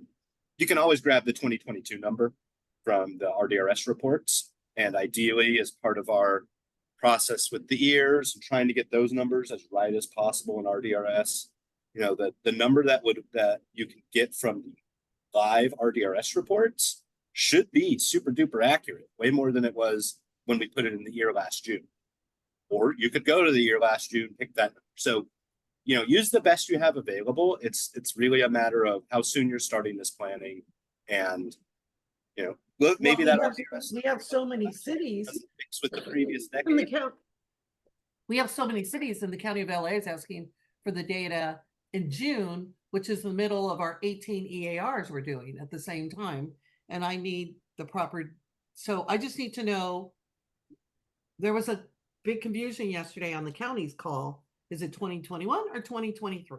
We just want to know, because I don't want to have to do a correction like we did last year when it came to the treated wood. I'd say based on you guys starting this early, the calculator can only be updated to the extent we have the data. I'd say go to the RDRS reports. Yeah, but 2023 is the answer. 2023 would be the answer, but right now the only full year you're going to get is 2022. Right. So you can get that from RDRS reports, knowing that half of LA is in the Lara Regional Agency. I think we did a public record request to get that data like 2 weeks ago. So yeah, 2023 is the answer though. Yeah. Okay, Mom. But 2023, so we're just going to have to wait for the RDRS and Department of Finance population. That would be best. Yes. That's why we asked, because that means that we'll be doing EARs at the same time as capacity plans. I'm sorry. Yeah. I'm sorry for the car crash. Sorry. Yeah, that's what happened. Yeah. Okay. And then do you guys bring up, I didn't put anything about the county brought up, I'm sorry, I forgot to ask about the treated wood. You're not going to, it's just going to show up 0. So we're having some internal conversations on that right now. So we will be getting back to folks as soon as we figure that out internally.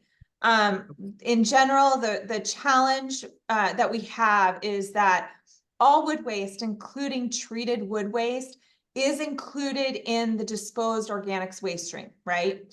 Right. But you can't do anything with it, right? It has to be disposed. Right. So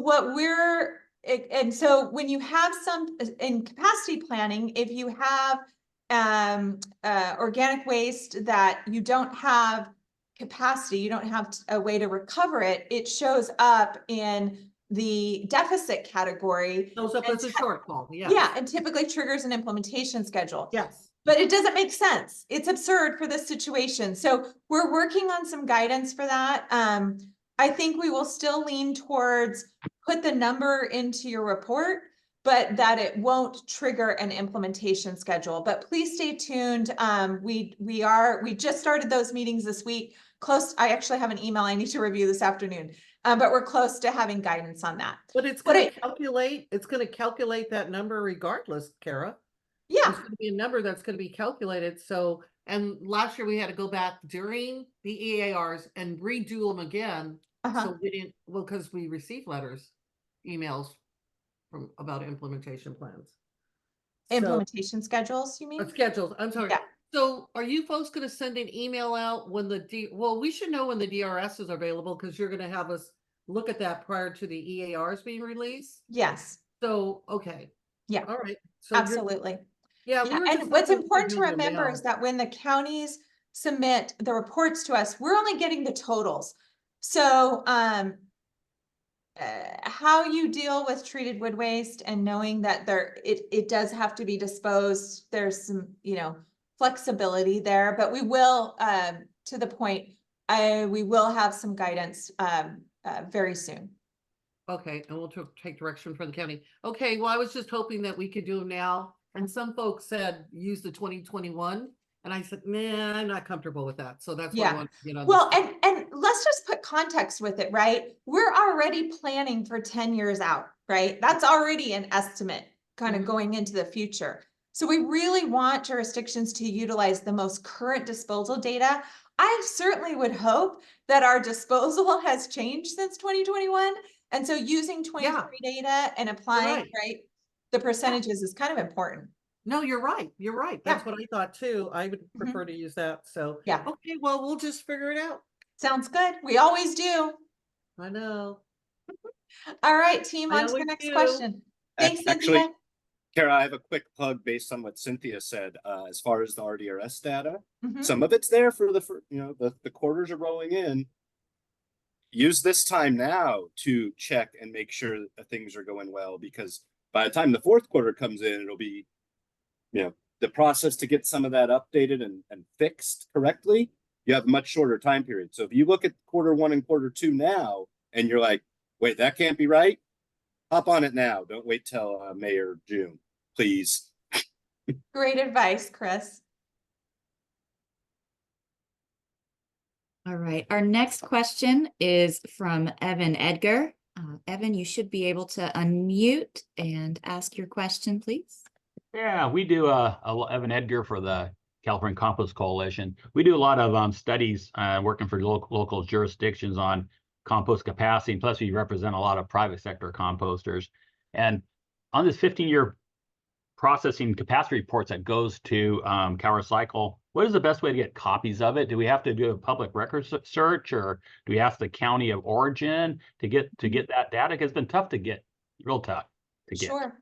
Hey, Chris, thanks, Evan, for the question. Chris, can you pop back on? What do we have up on the website for the capacity planning data that was submitted to us?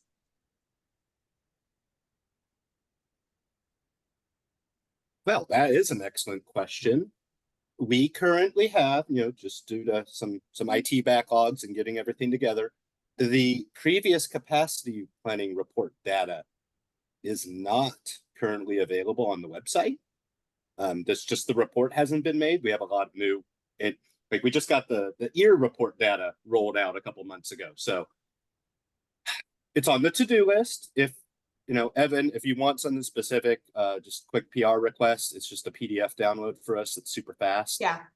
And we may be able to get some kind of Excel format through the Power BI reports like we have with the EAR data. But I'm only asking for specific counties here and there where I'm doing, because I'm doing private sector capacity. We don't want to over design or be redundant. So we're trying to right size the facilities based upon other available capacities in that county. So it's very helpful. Plus, we do baseline, like what is a current baseline. And I was looking at trying to get the compost sales data from the RDRS, and that seems like that's another public record search, and have that available sometime. Yeah.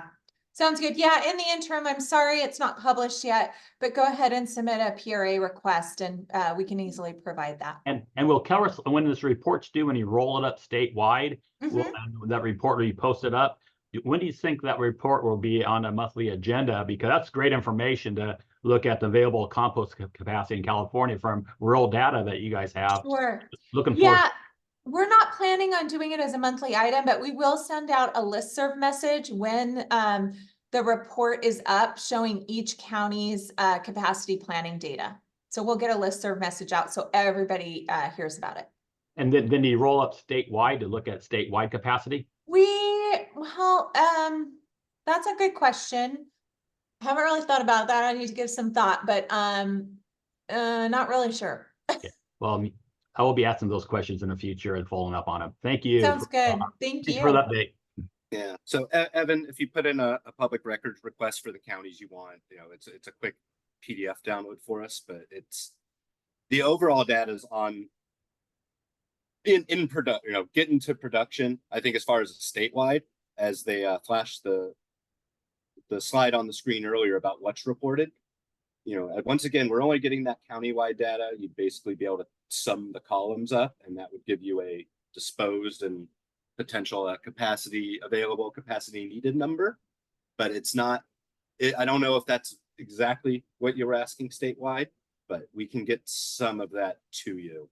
And I guess this is another chance to plug the fact that we've said we only get the rolled up county data. We are not getting individual jurisdiction data unless it is volunteered to us, if they happen to have sent us their calculator, or if we get one of those nice like countywide capacity reports. So some of that individual data is not going to be available. It's definitely at the county level really as it's rolled up and reported to us.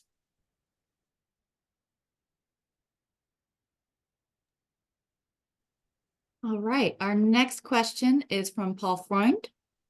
I believe it is for Robin Martin. Paul, you should be able to unmute and ask Robin your question now. Yeah, thank you. Paul Freund, Camden County Solid Waste Management Agency. I was just curious how you guaranteed capacity for your edible food organizations. Did you have an agreement, a contract, a handshake? Yeah. And if you do have an agreement, if you could share those, that would be helpful. I'm just asking because we had attempted our own agreements and were successful in getting a couple organizations to sign those. I was, believe part of the grant funding OWR4 requires an agreement if you're going to give them funding for, say, a truck or a refrigerator or something. So I'm hoping to entice more guaranteed capacity agreements. Just curious what other jurisdictions are doing.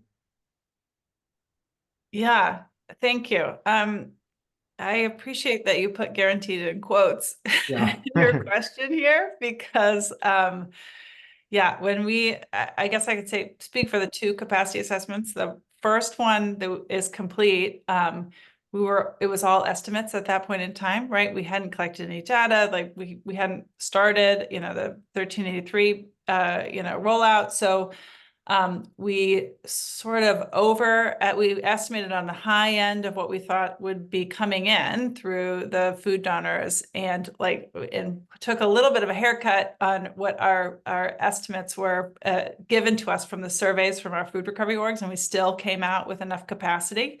So we didn't have to go down that road. This time we're having the conversation because you talk about agreement or contract. There are agreements and contracts, right, between the food recovery organizations and the food donors. So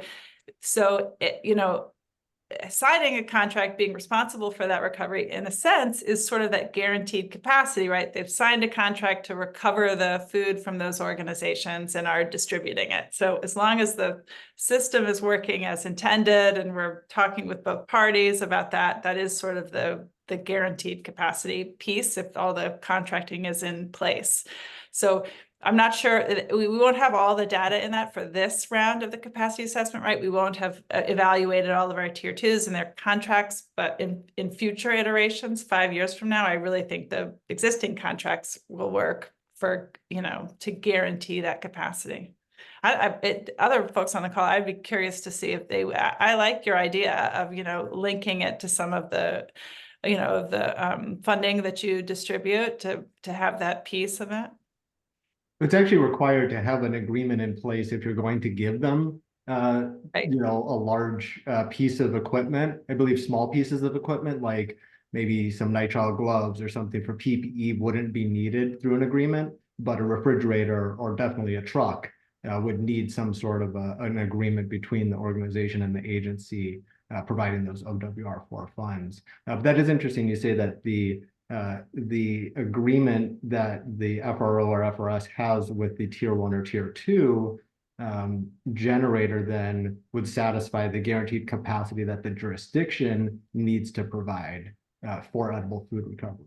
Yeah, I'm not sure that that's true, but this is the conversation we've been having about the future capacity CalRecycle, please weigh in if I'm thinking of it the right way.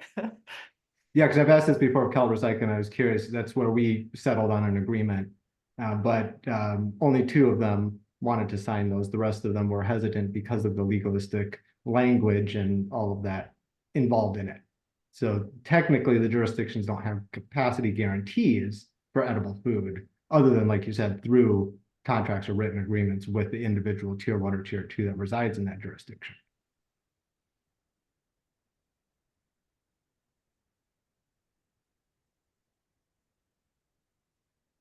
Crickets. Does that sound good, Paul? I'm sorry?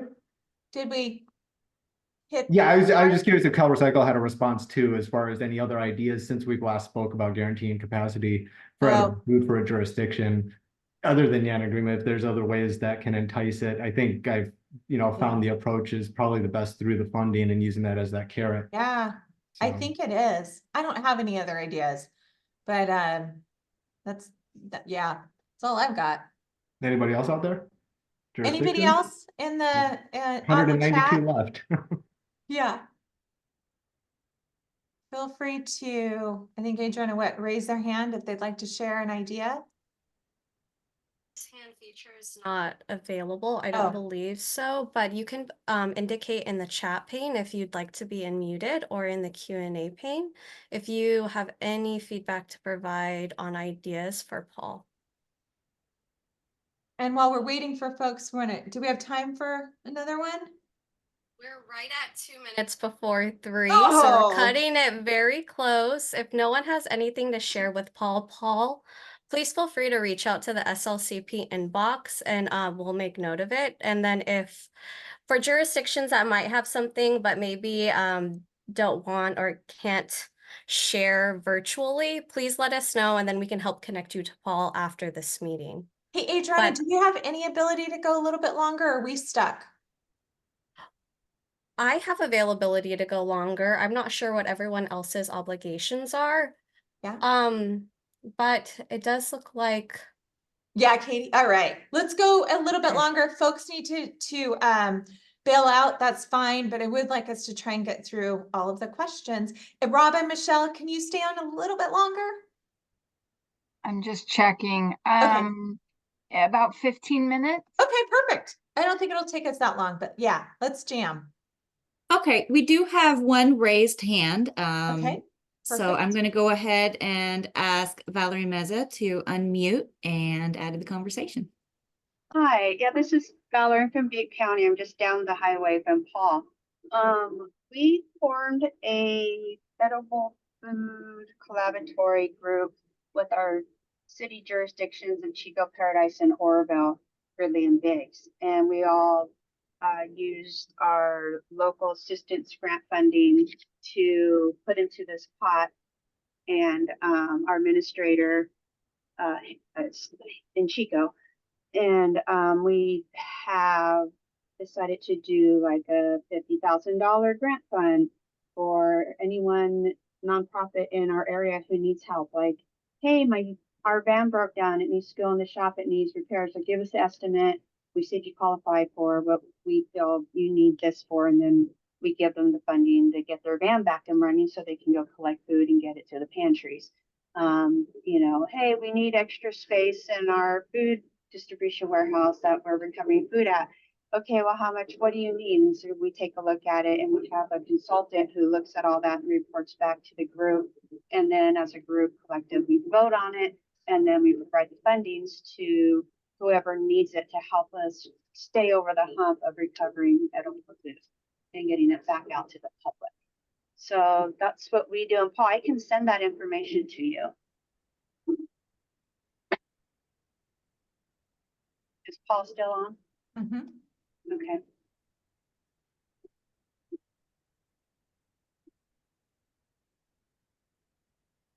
Sure if Paul is able to unmute, but he did put his email in the chat. So thank you very much for sharing, Valerie. That was awesome. That's what these webinars are all about, is us sharing with each other. All right, what's the next question, team? We have a question from Kristen Sales of Zero Waste Sonoma in the chat. She is wondering if local assistant grant funds can be used to create a grant program, I believe for food recovery organizations to help them increase their capacity. Can CalRecycle confirm? I am not comfortable answering kind of a grant related question. So if you can put your contact information in, we will be sure to have a grant manager get back to you. She's actually with one of my jurisdictions, Oh, so perfect. I You can put her set in it up. touch with, I think that one's Jamie Tesser. Okay, So perfect. I'll go ahead and Thanks. connect them. Awesome.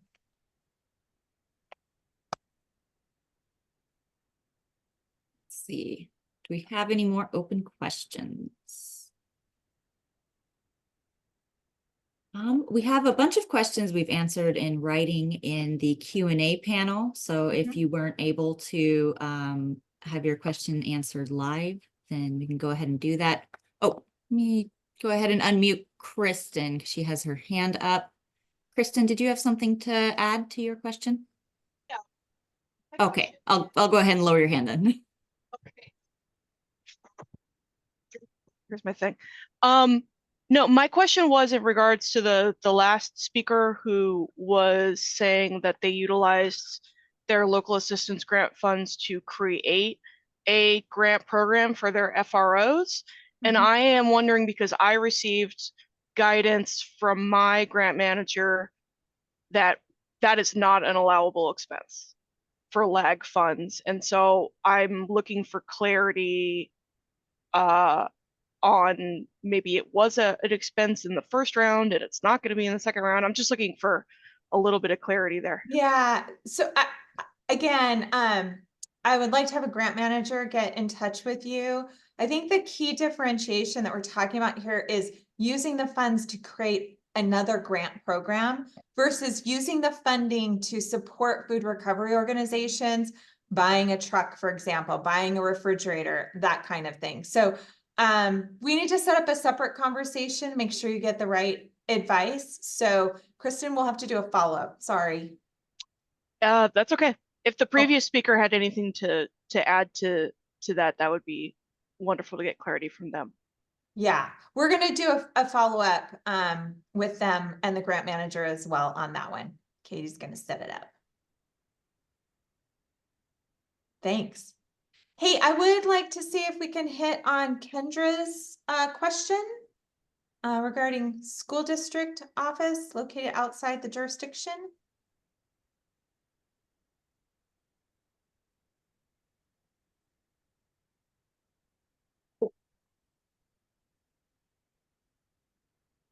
I'm sorry, I was just making myself a note to be sure to follow up with Kristen. Are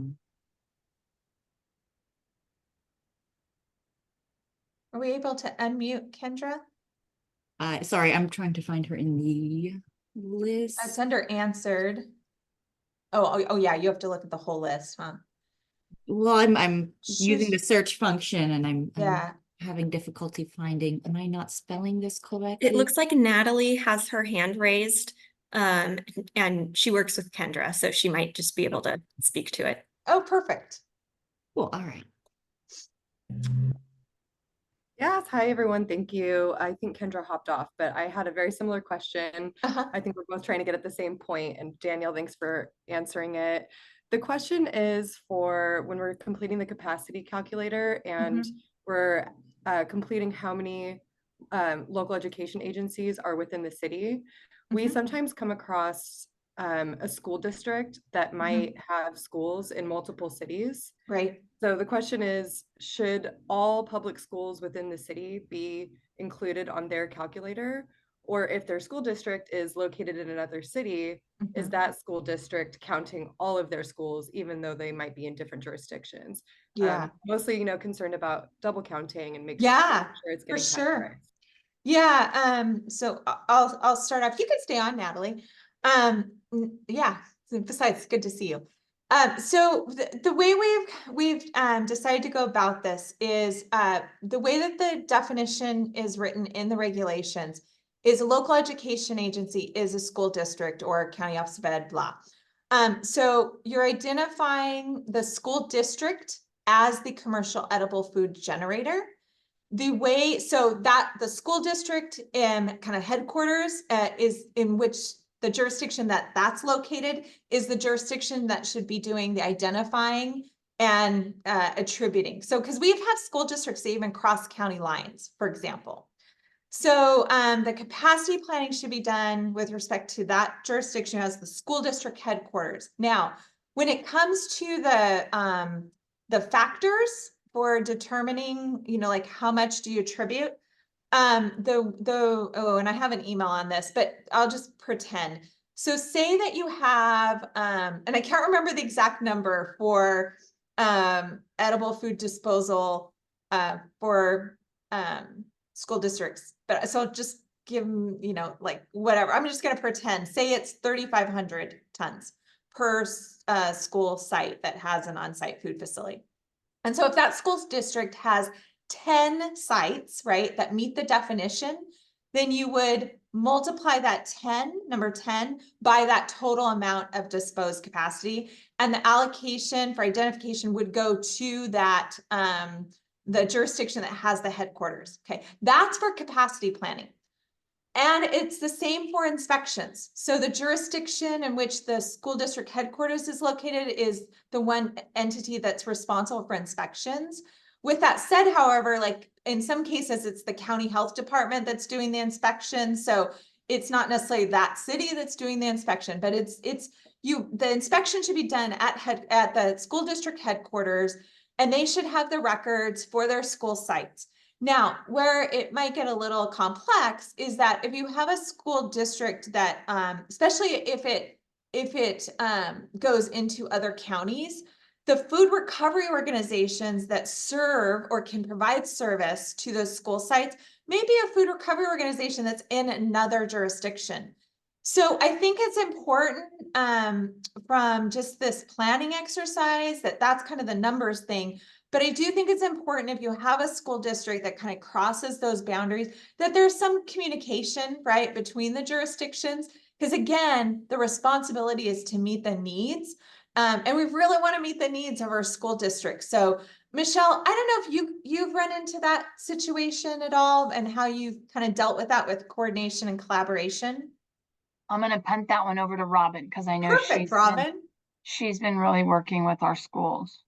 Yeah, I mean, it doesn't, the short answer is that it doesn't come up as much for us because we plan all the capacity countywide, right? So we're always just totaling, and so we don't have to do this like separate pieces, which sort of speaks to the presentation before. So yeah, it doesn't come up as much for us. I don't know that we have any of the school districts that cross our county lines.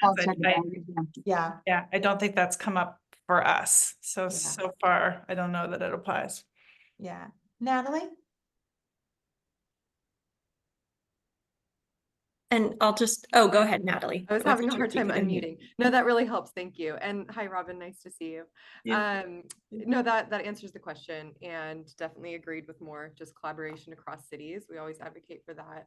I know we only have a few minutes, but I just wanted to highlight the other question I had dropped, if that's okay. Sure. I think it's an important one that just everyone is aware of, that when we're looking at the capacity that exists within an individual food recovery organization, that we're not looking at the total capacity of that facility. It's just the capacity that is still available for receiving more donations, because it can be a very different number and that can really throw off the numbers. So thanks, Danielle, for clarifying that. Yeah. And Natalie, we have an email that we'll be owing to you. I know you had 3 questions related to that, and I just have a team member that's looking at that before we respond back to you, but we'll be getting back to you on all 3 of your questions in your email that you sent to us. Danielle, did you want to add anything to the school district one? I think it was all covered in all of that. Thank you for highlighting that one, Natalie. And I also replied to Kendra's question, and I did send out an email back to her with a couple follow-up questions. I think we might need to talk through that one unusual scenario, but just reiterating that the school district is the generator, not the individual schools, when you're looking at numbers of generators and capacity planning. Perfect. Team, do we have anything else that we think would be good to talk about in our last few minutes? Danielle, do you see anything that would be good to bring up?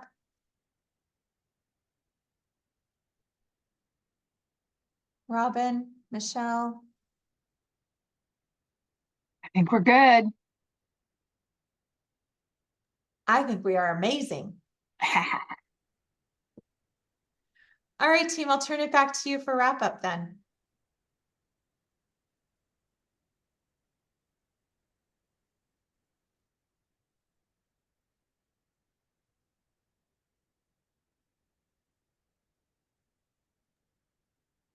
My apologies. I started speaking without realizing that I was still muted. Thank goodness Zoom notifies you when that takes place. So thank you everyone for sharing your questions and for those of you that provided feedback to some of the questions that our attendees had.